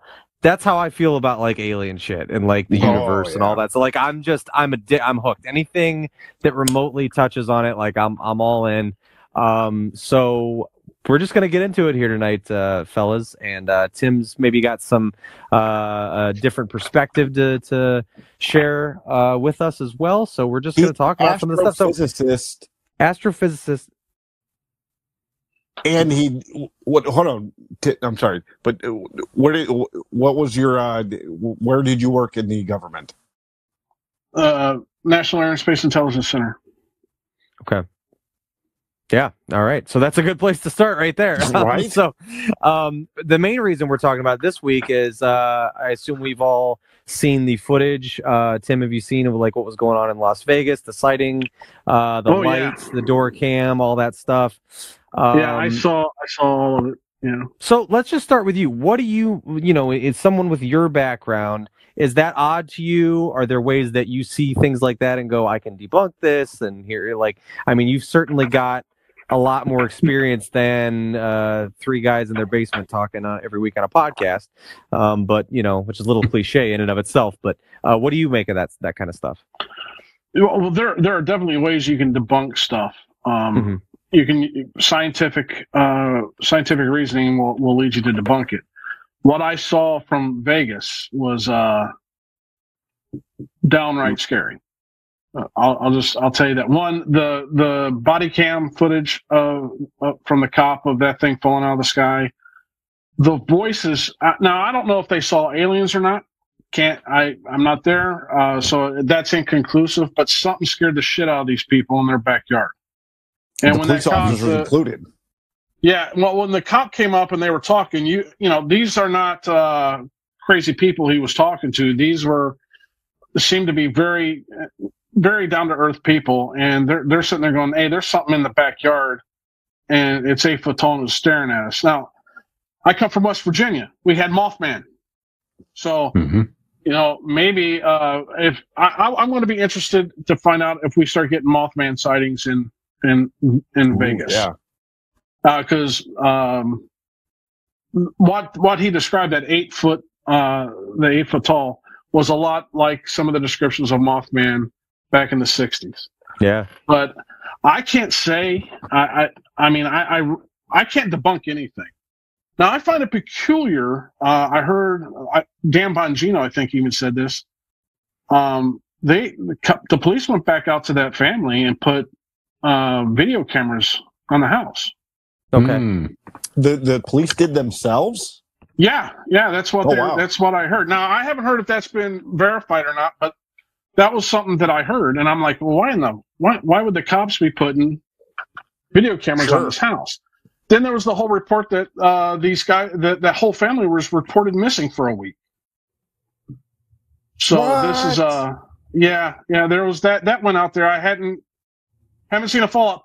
It's funny when you see these stories pop up, especially about you call them UFOs. I do UAPs. I go with UAP because it's unidentified aerial phenomenon. Right. UFO. When you say UFO, what do you automatically think of? Tinfoil hats. Right. That's right. People being abducted. So when it's unidentified aerial phenomenon, that means we don't know what the technology is. We can't identify it yet. So when you say UFO, it has that stigmatism to it. Flying saucer kind of thing, yeah. Right. It's an alien influence and all that They stuff. spent the last 80 years making us think. Well, the government spent the last 80 years making all of us do what we're doing with that UFO thought. Yeah, that's true. They wanted inundating us to think you with the idea of that crazy people. Yeah, right. That's true. So, and if you're talking about Roswell, there's some weird things that happen with Roswell that I have questions about. It's been 76 years since Roswell happened, the crash at Roswell. If you know anything about classified information, it usually has a 70 year. Back then, it was a 70-year classification period. That after 70 years, it's supposed to be automatically declassified. They still haven't declassified that information. You don't keep a weather balloon classified that long. All right. It's just that technology. If it was our technology, it was experimental aircraft. That technology, it's outdated. So I can't imagine the United States saying, if it was ours, it was a failure. It was. Well, they did experiment back after Yeager broke the sound barrier. They started experimenting with leaving the atmosphere, aircraft that could leave the atmosphere. So I honestly, this thing in Vegas has me a little freaked out because those people were scared shitless. I mean, they were not having any of it. And the cops weren't exactly too happy about it either. So well, I thought it was interesting the story the kid told. Did you see his video? He had a YouTube video. It was his first post. He didn't previously have a channel or anything, but he started a YouTube channel where it's about like 7 minutes long or something, and he just sits there and talks about his experience and what he saw. And he explained kind of similar to like a sleep paralysis thing, that he locked eyes with whatever it was and he couldn't move until it broke eye contact with him. Like there was I didn't see that. He was Holy frozen. Shit. That's what happened when I first met Brian. He locked eyes with this thing, and he said it had dark eyes, big eyes, big mouth, but dark. And when they locked, he made eye contact with it, and it stared, and he goes, I can only liken it to like a sleep paralysis, where like I was, but like I couldn't move. I was kind of just frozen, and it was only when it broke eye contact with me that I was able to regain functionality of my body again, which was kind of very creepy. Just a really weird, way to explain something like that happening, like an encounter like that. So, I mean, I would obviously shit my pants. All right, yeah, well, sure. I would literally shit myself if that happened. I mean, like Tim said, a lot of these people are trained. The police officers are trained professionals. They're trained to deal with situations, deal with people, and also to determine in a very quick and meaningful way if somebody's lying, pretty much, right? I'm going to be blunt. Yeah. Is the threat, and you can tell in the voices of those police officers, they believed this family. Well, and that's what this wasn't them bullshitting them, trying to get away. The cop on the cam, the body cam, he even noted to them, he goes, I would maybe take this a little less seriously if I just hadn't heard one of my partners or whatever somewhere like had a similar experience on the other side of town, kind of thing. It was just like a very strange thing that it kind of checked out to him immediately. He was able to decipher that this kind of something's going on, going on, that this couldn't have been planned, kind of thing. Yeah, now I want to lock my door right now, man. I'm afraid I'm going to see a green light come down and then something be in my backyard. Right? It'll probably be a skunk, but yeah. But yeah, Brian, what do you think? No, I'm kind of agreeing with you guys on many points here, but yeah, the body cam, it also, like you said, everything I took away was what you guys did. That the Vegas police took it as a serious call. It wasn't they sort of blew it off, and these people are reporting fucking alien. Are you fucking kidding me? Right. I'm not going out there. What are you nuts? Or they're going to go out there half-assedly and just, whatever, half-ass and, all right, okay, I talked to the crazy people and moved on, like you guys were saying. But the fact that there was somebody trustworthy that saw something that officer believed, is like, hey, somebody saw something that was strange. Now you guys are saying you saw something. I'm taking it a little bit more serious. I'm a little bit nervous here talking to you. And he can tell in their voices and their demeanor. Yeah, they went and looked. They didn't just blow it off. I mean, they did go look a little bit and stuff like that. So, yeah, it is all signs point to there was definitely something very peculiar that happened. Certainly, now, was it an alien aircraft? I mean, I don't know, but there was definitely something unusual that occurred between something falling out of the sky and somebody seeing something weird. So Yeah, and it's something that scared the living crap out. I mean, it scared the shit out of them. Absolutely, they were legitimately and you know those cops, frightened. when they heard that, those cops immediately started evaluating to see if there was any signs of drug use. Yeah, I mean, did they eat a shroom or something, and they're all having the same hallucination? The cop took it serious immediately. Mm-hmm. You could tell these people were trustworthy. They didn't seem to be crazy. Mm-hmm. I mean, just listening to him talk. This is going to be interesting. I want to see how this comes out, but definitely something unusual happened with this family. That footage of that thing coming out of the sky with that cop on his body cam is that's highly unusual. Amazing. I don't know of any natural phenomena in the atmosphere that will produce a green orb of light like that. Right. Well, when I watched don't. it kind of almost, when something, let's say like a sheet of metal in the sun would catch light, it kind of, it's not that, because it is, like you said, it's like this glowing green orb, and it's nighttime, but you do almost see it kind of, it almost looks like it's turning and shimmering. It's changing shape briefly, but it's this orb thing, which was weird. There was also that door cam with the sound, the loud, like the boom, the crash. Sure. I did not see that. Released as well. Now, this was a different residence. It wasn't those people, but this was a Ring doorbell cam in like an apartment complex, where you see when that light goes down, you hear a massive like sound, like something crashing. And then there is also on the property of those people that they went out to their place, they had a gravel parking area in front with a big piece of machinery. It's like a dozer or something like that. Oh yeah.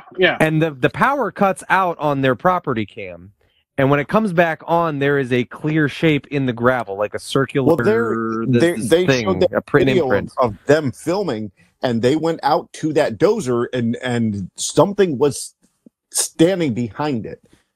They said something to stand behind the dozer, and something was standing. I think it was like trash cans, but and they showed it, and it's something. I don't know what it is, but something was standing behind it, hiding.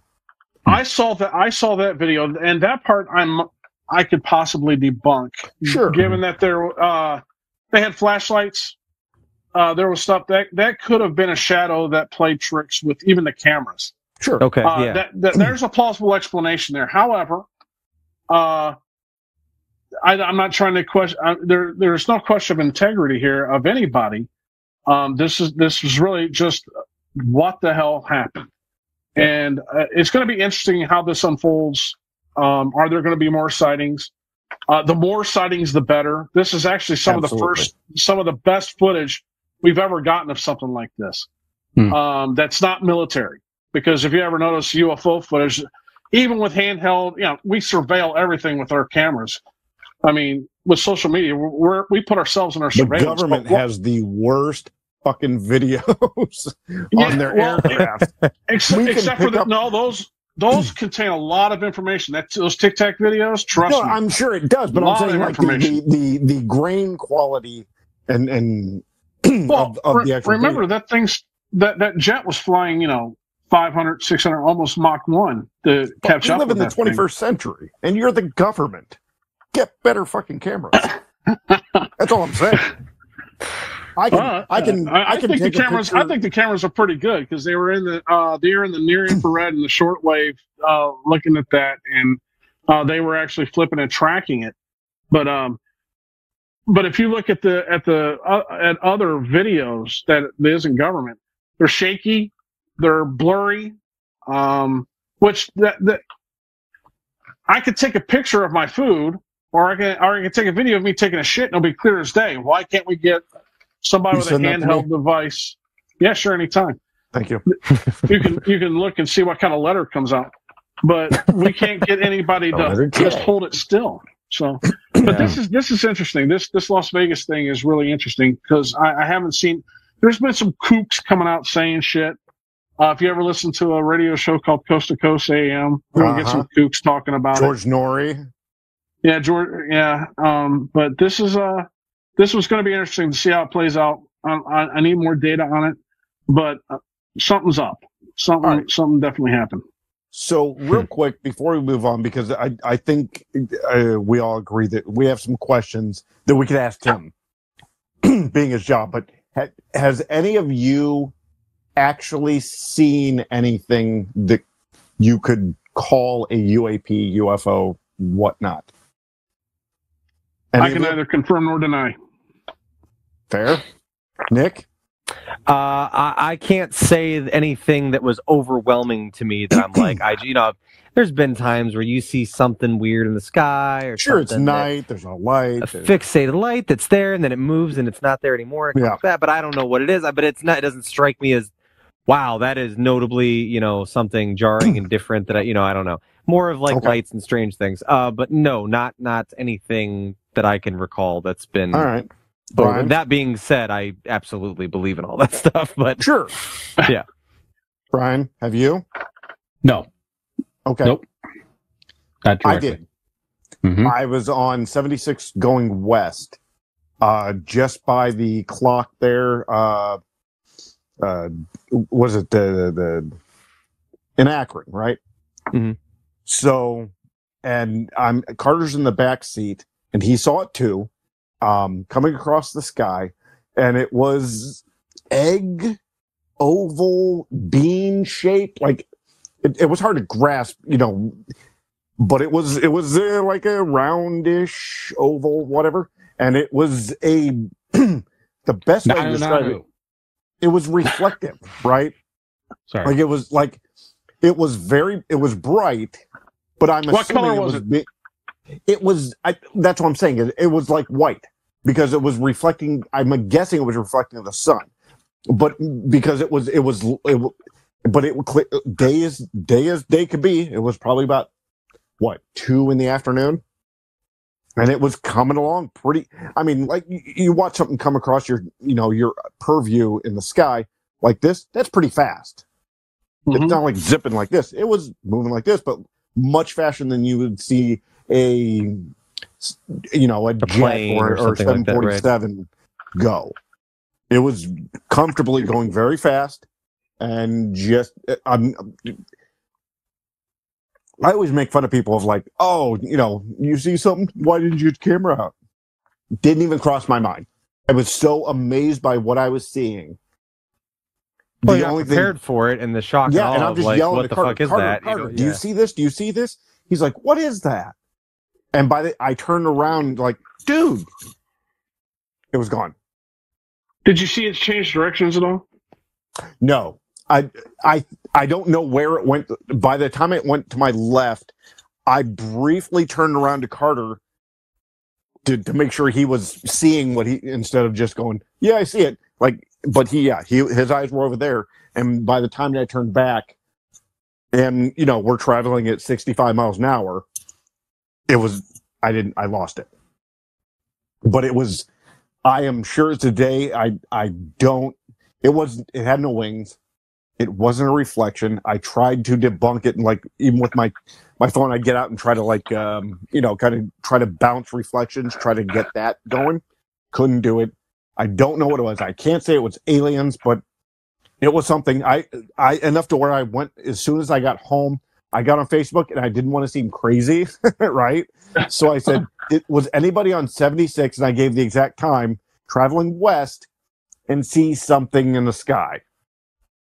Nobody responded. So I'm like, all right. And I left it alone. Yeah. But it was fucking wild.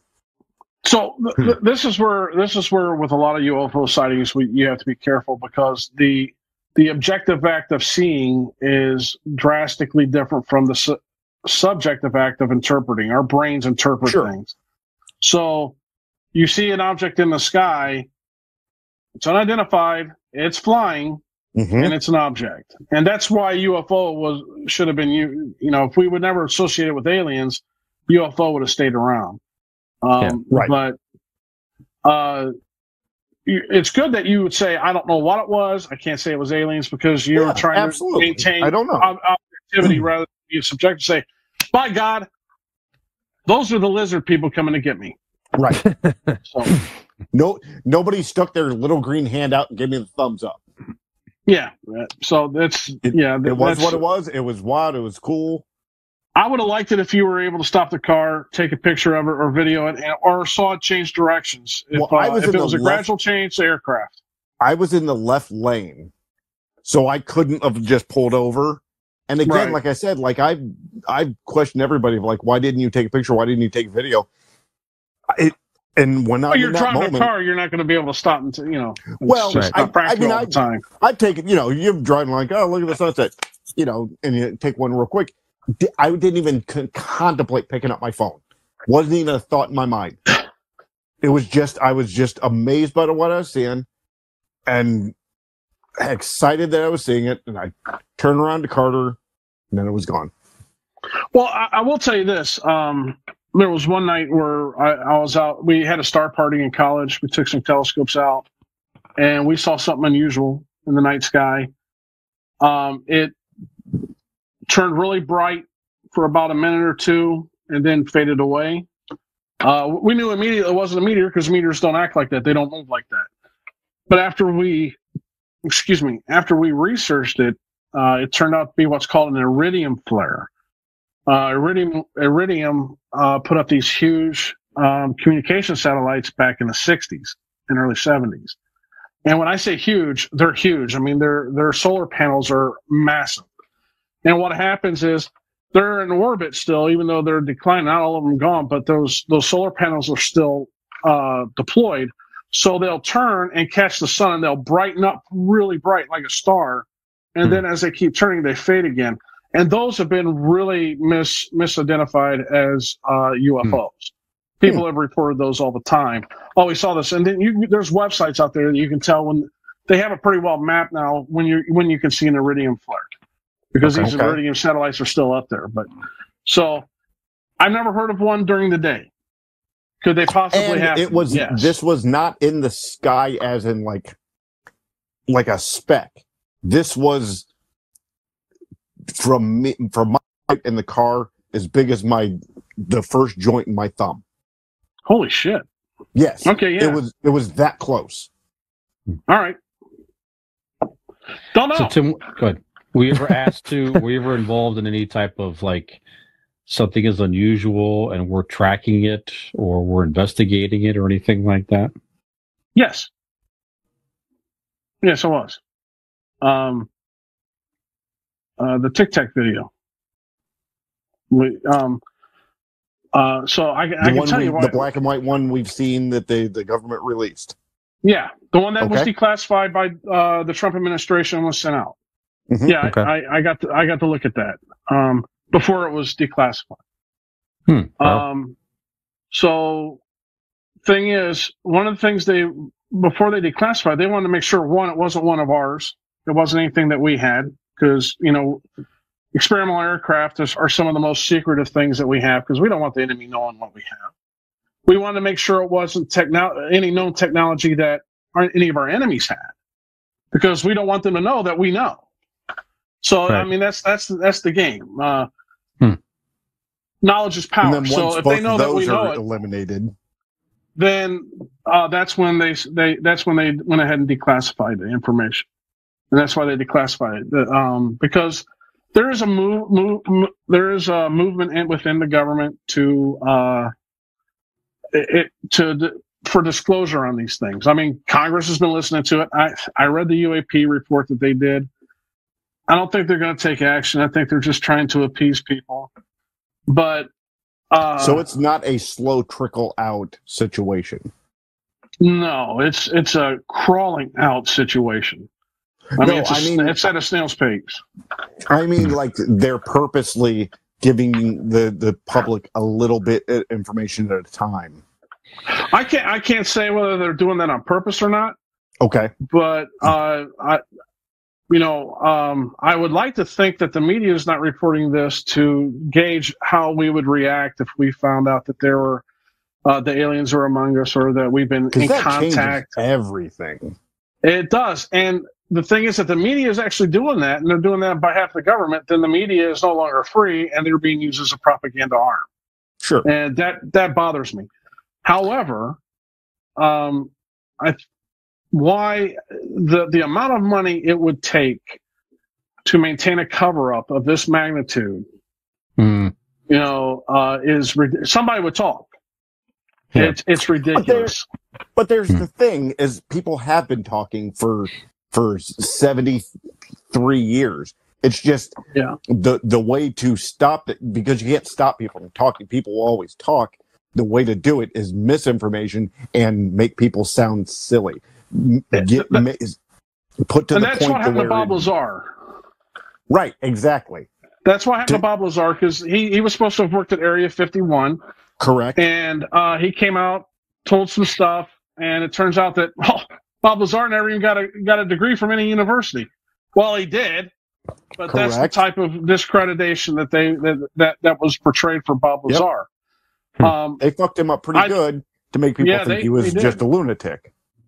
They did, and so you have to watch what the government's doing with intelligence. When you talk about intelligence and this stuff, it's not about power per se, or control of the population. There's just some things we can't know because it puts lives in danger. Sure. Yeah. I mean, people die, and we always looked at it. And when I did my job, I wasn't there to kill people. I was there to keep some people alive. Sure, I wanted the bad guys to meet their maker, but we were there to make sure the good people stayed alive, because we know where a bad guy is. We want to pinpoint that. We want to hit it so we don't kill a bunch of civilians at the same time. It happens, but we want to minimize that. Yeah. But at the same time,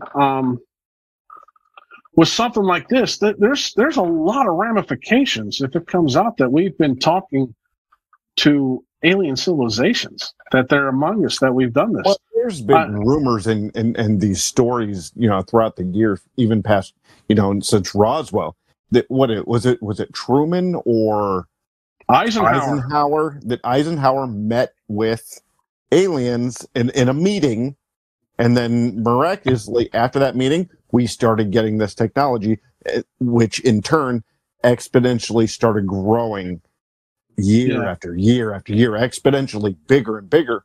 But that was a conspiracy theory about Dwight Eisenhower. Yeah, that was the conspiracy. They requested to meet with him, and him and a few military people and a few staff met with these aliens.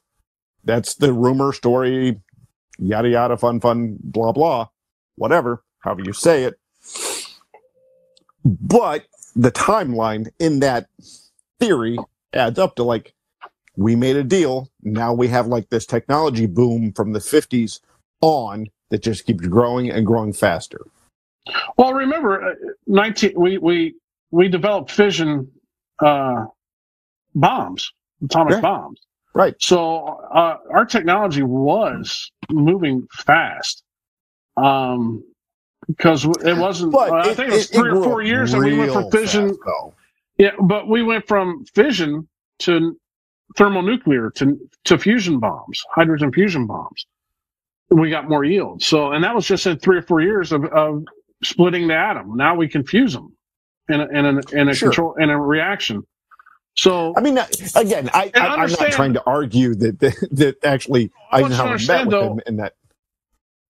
Our aerial technology, our aviation technology, is about 20 years ahead of what's out in the public, because it goes through rigorous testing, so that was, for the longest time, Area 51 was never acknowledged. The government never acknowledged it, and then they came out, Area 51 exists, which kind of threw me for a loop when they actually came out and said it. I never thought that would happen in my lifetime. Yeah. So their hand was almost forced, though. What's that? Their hand was almost forced. So many people knew, and there was too many people around there. Yeah, they had to do it. No, and with technology where you could zoom in, and they blacked it out. I mean, their hand was almost forced by technology and the amount of people on technology. All right. So does the government have evidence? Does they have evidence that they're keeping still that they are just, we're not going to see, or we're not going to see anytime soon? Because evidence of what, Brian? Of aliens themselves, or alien craft, or something that does not appear to be technology that is recognized as maybe man-made, or it's very far advanced, and it's hard to determine what it is or what the origination is from. Does that exist, and we're not going to see it anytime soon or ever? I mean, is it something the government is still keeping from us? I can Tim, what do neither you think? confirm nor deny that. Interesting. All right. Yep. Interesting. Okay. That was a long question. I knew where the answer was going to be. No, but it's opinion. No, you're right, too. I mean, Brian. No, obviously, it's a great question. Some of us may know more than others, certainly. Right. Yeah. Well, Just clearly on keep this firing podcast. questions. Did they make the pyramids?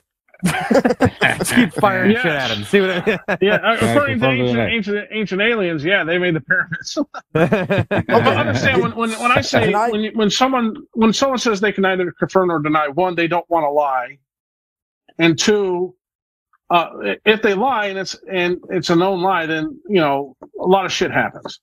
And two, your question, Brian, was very specific, and the answer may not come out without giving something away. So that's one of the, and I will not divulge any classified material. So that's one of the reasons why I said you're not saying that there is for sure. Yeah, I get it. Right. I get it. It's just it could be that I could say something I shouldn't say, and we are on the internet, and I don't want to die. We are a global fucking podcast, bro. That's right. Yeah, that's right. All right, I've got a question. Let's China. They listen. Yeah. Mm-hmm. Let's dial it back to the Tic Tac video that you saw before the public did. Yeah. Did you? I want to word this to where I don't just get the that standard answer here. Were the people around, because I'm assuming they didn't put you in a room alone, you saw it with some people, was the reaction that you had the same as everybody else's, and was it common? No. So everybody thought something different? No. So I can talk about the video now. Oh, okay, good. Okay. Yeah. All right, so I can get more specific. I'm not going to tell you what happened in the office, but I'm going to talk. I can talk about the video. Please. There's a few things that when you see this video that you should immediately say something's up. One, you don't see an exhaust plume. This is in the infrared. If you put an infrared camera and see a car driving, you're going to see a source coming out of that exhaust. Okay, and we're not talking about thermal or anything. It emits. Okay, there's no exhaust plume. There's nothing to say that this thing had an engine. Second thing, you don't see any signature on the power plant. If you look at an aircraft flying, those engines are bright in the infrared. You see the power plant. It ships the same way. Those power plants are very bright. So those engines burn hot. They emit. You see it. And then the third thing is, given the infrared, you will see turbulence in the air. As it moves, you'll see turbulence. You can find examples almost like of this. A wavelength type. Yes. No, you see actually waves in the air. Yeah. Because it's being disturbed. There's videos, examples of this all over the internet of the turbulence that you can see in the infrared. So you don't see any of those three. And this thing's moving at a pretty good clip. I mean, it's moving really fast. And and then you can go read the unclassified UAP report, and it talks about the Tic Tac video. It's out there. It's out there on the government's. Well, just type in unclassified UAP. So what happened when you were in the office?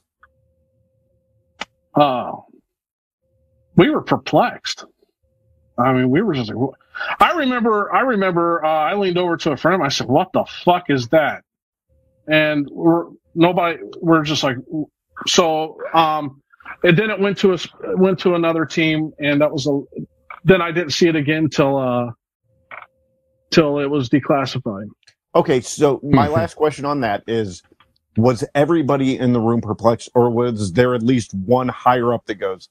Well, we were scientists, he appeared to go. I know, I get what that is. No, but not saying it to you guys. We were we are scientists. even though we were intelligence analysts, we were scientists. We had engineers, physicists, astrophysicists. A few people looked at it, and all of us just like, we don't know. And that was studied, but then it went to somebody else. Because I specialized in infrared, that's why I got to look at it, because I understand infrared light. That was what I did as an undergrad in college. My research was on stellar kinematics and infrared astronomy.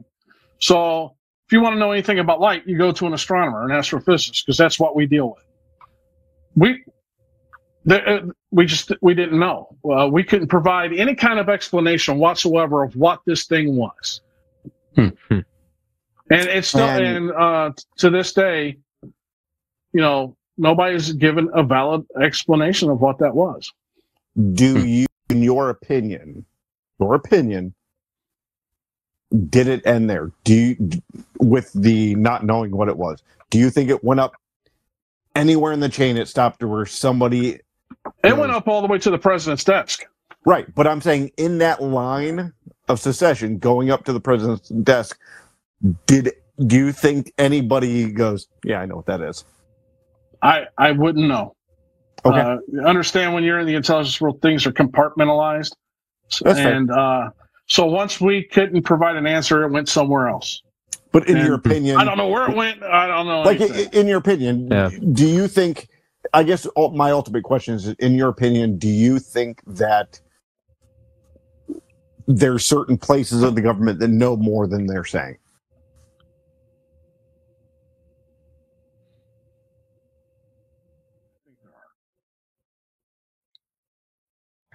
There? You were muted. Oh, Holy sorry, shit, you all froze, man. I just freaked out there. Oh, man. The government got it. He's not letting you get That was that a fucking answer. dramatic pause. No shit. Man, you guys all They're like you cutting guys this just took shit a down. big shit right there, man. Yeah, I think there's Perfect I think there's a possibility that there's other government things that knows what it is. Okay. Yeah. Like Eisenhower? Or Carter. Jimmy Carter was supposed to have had a close encounter of a second or third kind. I can't remember. That's right. Ronald Reagan said he saw something too. Said that would be a close encounter of the first kind. Right. So I don't I think there is knowledge in the government about these things. That the astronauts reported a bunch of shit when they were going to the moon. A bunch. There is, and like, that's just now starting to come out. 7 minutes of tape that is missing. From the audio recordings from the ship to NASA. Yeah, the Apollo 11 mission. There was 7 minutes that they don't have. But the thing is, and Edgar Mitchell, one of the astronauts, he was a big aliens exist. And a few others that were same way. So that's there may be. I mean, there it's a definite possibility that there's government organizations that know what's going on, and they're protecting that information for a reason. And again, you said everything compartmentalized. So I will ask the silly, stupid question. Men in Black, or a organization, or a group in the government like that, is that a possibility? I can either confirm or deny that. Fair enough. Nick, Brian, do you guys have any questions? I've been I feel like I'm excited, and I know I feel like I'm watching like a TV show. Like I'm just like I'm so sorry. Good. Yeah. No. It's very good. It's very good dialogue. It's a very interesting, fascinating subject. I mean, we can keep talking for hours. I know it's getting late. Well, we just ask ourselves then: do we believe that? That. I mean, obviously, there's certainly. Unidentified flying. No one's going to, I don't think, deny any of that. But do we believe that aliens arrogant are for any of us to believe that we're the only ones here? Go ahead. Oh, well, if you guys ask me the right question, Mm-hmm. are there other civilizations in our galaxy? And the Yes. answer will be definitively yes. I'm 99.9% positive of that. Now, if you ask me if we've been visited by another civilization, I would tell you I don't know. The technology that would be needed to get to us. Understand, our radio signals have only been moving for about 120 years. So they've just now passed the nearest stars within 100 light years of us. So it took 100 years to get out that far. Well, So if you're listening, to get to us, listening out there, we thank you. We are long gone. Yeah, we're by now. dead. And we No, hope but- you enjoyed this episode. Thank But you. then you get into different questions and different. If you want to get weird about it, you know, if these things flying these ships above us, are they from a different world? Are they from a different dimension? Or are they from a different time? I mean, we don't know. Okay, so the whole idea of time travel, I'll tell you, because you guys alluded to this, that you have a big thing about time travel. I do, yes. I'm going to tell you that time travel is not possible. Of course it isn't. I understand that. I just like the story and the concept and the fictional part of it. I understand that it's not possible. I actually wrote a letter, and I have told my kids that when I die, they are to take the letter and keep it and give it to their children, and they are to tell their children to give it to their children.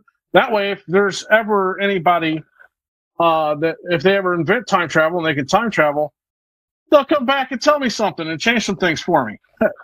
That's you know, give me the lottery numbers for a certain day. I don't know. Exactly. Yeah, right. But when you talk about the intricacies of time travel, you certainly understand, one, that time isn't necessarily linear. It does move forward. It moves forward. It has to move forward. The universe doesn't work unless time's moving forward. The only way time travel works is if is branches. Like if go ahead. Yeah. Sorry, Brian. It would only work if it creates different timelines. Yeah. Well, that's because just you can't it. change the one line. Okay, so if you left at this moment and say you went 20 years in the future, the timeline has now just completely shifted because nobody knew where you went. You're probably dead. Everybody thinks you're dead.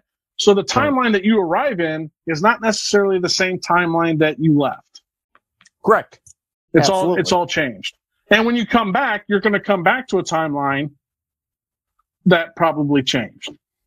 Correct. So that's why there's too many variables on time that time travel. Now, certainly, and this is going to blow your mind, on the quantum level, time travel is possible. Go on. So, well, the laws of physics at the quantum level don't exist. They exist, but they don't exist. It looks as if the laws of conservation are violated, time's violated. Everything seems to be weird on the quantum scale. When you think about the universe at the Big Bang, it was on the quantum scale, and in the first second it was 10 light years. So the universe was moving faster than the speed of light. It had a diameter of 10 light years. So that universe is moving faster than the speed of light. What we know now, there's only one theoretical particle that moves faster than the speed of light, and that's the tachyon. And yes, that was in Star Trek, by the way. They had tachyon beams and everything. But so the problem with going to the nearest star, which is Alpha Centauri, 4.26 light years away, if we moved at the speed of light, it would still take us 4.26 years to get there. I think our technology, we could send a probe and probably get there within 75 years with these ion engines that they've made. Because we got to Jupiter in a year with one of them. I mean, it was pretty fast. They're called ion impulse engines. So with impulse, the force just keeps building, and when you give it the impulse, as the force builds, the velocity builds. So you can achieve some pretty fast velocities. But that's actually how I have sex. But go on. I'm sorry. Don't apologize to me. Apologize to Megan. But when it comes to alien life, so when it comes to alien life, for them to get to us, they would have to have possessed technology that would overcome that time limit. In theory, which makes no, they would have to. But no, you no, would no. have to have, When I say theory, I mean there might be shit that we don't even know about. Is the way they're able to get here. That's why I said they have to have technology that we're not aware of. Correct. Okay. They don't have to overcome the distance. They got to overcome the time. That people like to theorize and black holes, yada yada, blah blah. So, it's funny you bring up. I attended a lecture at Ohio University with a guy that wrote The Science of Star Trek, and my advisor got up and asked him. He said, "Hey, how do these things go from 0 to warp 1, which is the speed of light, in an instant, without crushing everybody inside and killing everyone?" And he says, well, Gene Roddenberry came up with one of the best things in the world to handle that. They're inertial dampeners. So the whole idea of warp is that you're taking the space-time in a short thing, creating a bubble, and you're warping the space-time so that your propulsion, you're really just skimming through the universe and bending space-time as you go. And so that's... What did Gene Roddenberry also, one of the people that, like, he wrote all the science fiction or whatever. I may be getting the guy wrong, but I thought it was Gene Roddenberry who did all the science fiction and stuff and was like a firm believer in all this, and then all of a sudden like came out strongly against there ever being aliens or ever being life forms. And the theory was in the story is that the government, kind of got to him and said, "Hey, if you came out and said this ain't real." Yeah, I don't know that one. I've never heard that. Okay. I've never. If man, I do want to believe that there's that we've been visited by aliens. I would like to meet one. Sure, it would explain why Joe Biden looks like a lizard man, because I think he's a lizard person.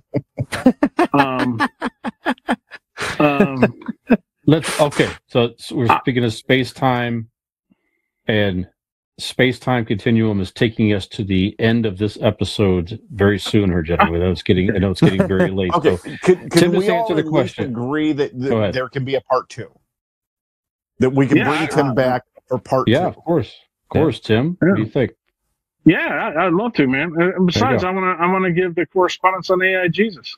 Perfect. Yeah, right. Of course. And Right, next time we can scrap fucking everything else and just I want to do a whole episode with this. Okay, that'd be fine. I appreciate it. I enjoyed this, man. This was actually fun. Yeah. I could go for hours. Yes, yeah, absolutely. and I'm sorry we're cutting it short, but so my conclusion is this, and I'll just give it to you.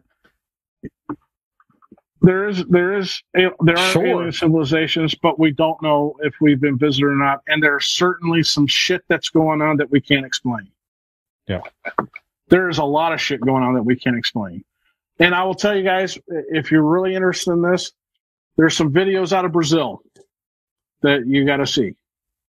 Okay. Look up Brazilian UAP government? UFO. No, Brazil. There was a lake in Brazil that had some serious weird stuff going on. Okay. So just look up, just do a Google search on that. And but I will caution you, be careful on the sources, because I'm sorry, I don't mean to stay much longer, Brian. I just want to give a warning here. Oh. Yeah. There was a guy named Stephen Greer. I watched. He did a. It's on Prime, I think. It's called Undisclosed. And he seemed to be credible. And then he did another one where they were trying to contact aliens through psychic stuff. And when you get to that point, okay, you've just lost some credibility with me. So just be careful with the sources and the credibility. And enjoy it. Don't let it scare you, because if they have the technology to get here, that we're going to be able to do to stop them. That's what I find comfort in. Yeah. Because my theory has always been, of course, something's out there, and I've always just been like, I refuse to believe that we're the highest intelligent race species out there. There's no fucking way. So whatever it is out there, it's allowing us to continue to exist. So Right. I find solace in knowing that I mean, whatever's out there hasn't decided that we're not enough out of these guys yet. There's the Yeah, if they stories want of to them. conquer us, they'll conquer us. That's the way it is.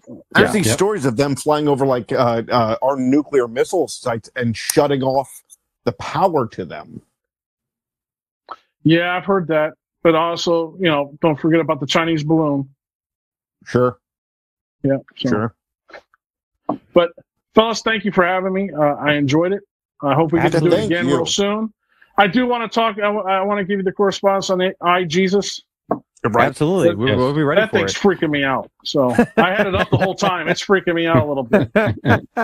He's just staring at you. No, excellent conversation. We get to certainly. It's not a lack of wanting to continue from an interest. It's just getting late. We're shooting this. Yeah. It's after midnight now. It's his work day and this, that, the other. But yeah, definitely very interesting conversation, and we'll definitely plan to pick it up very, very soon. Yeah, for sure. And, amongst other things, certainly. So. Yep. Well, you guys take it easy, man, and have a good night. And hang with us, man. Oh yeah, So hang on. it's a tinfoil, man. Nikolai is Nick's going to give us our outro here. So yeah, Nick. That's right. Well, take us out, please. If you have enjoyed this podcast and you know that this is not the only intelligent podcast for you to listen to out there, you can join us back here for more episodes of Convincing Idiots. So feel free to head on over to our Linktree. Just go to Google and type in Convincing Idiots Linktree, LINKTREE, and there you will find all of our social media accounts in which you can reach out to us from the great beyond of the comfort of your own home. You can like, subscribe, rate, review. You can also find that information and so much more on our website. That's convincingidiots.wordpress.com. And I forgot to mention them off the top. For shame, we are also found on Boss Code Media. Boss Code TV and Boss Code Media Group is a application that you can download on your smart device, whether it be your smart TV or your phone. It's a bunch of original content by content creators such as ourselves, and our friends on it came from GenX, so be sure to find us on there as well. So for another intergalactically out of this world episode of Convincing Idiots, I am your millennial Nick. I am Zenial Dean. Nanu, GenX Brian. And I am the Starman Tim. Nice. Starman Tim. I like it. AI Starman correspondent, that's Starman Tim. There you Actually, go. my email is starman2112. So, there you go. I am a diehard. That Rush was the fan. year he actually nice. he time traveled to 2112. Yeah, that's right. Hell yeah. All right. And again, we appreciate Tim dropping by with us tonight and talking about all kinds of cool shit. We really appreciate you taking the time. And above all else, defending Rush as I desperately needed on this show as well. So for this episode of Convincing Idiots, thank you for joining, and we will see you on the other side of the stars.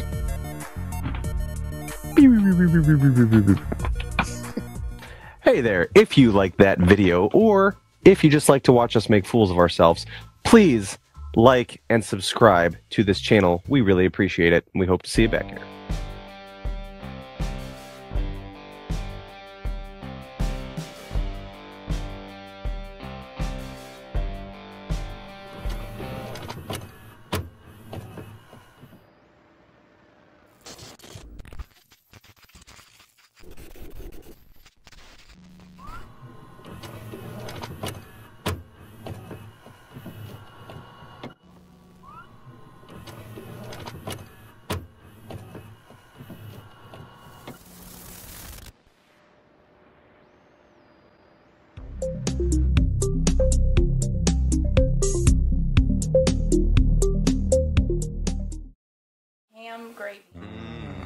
Tell you guys for Father's Day, the kids got me the Guardians of the Galaxy, the original Guardians of the Galaxy LP record.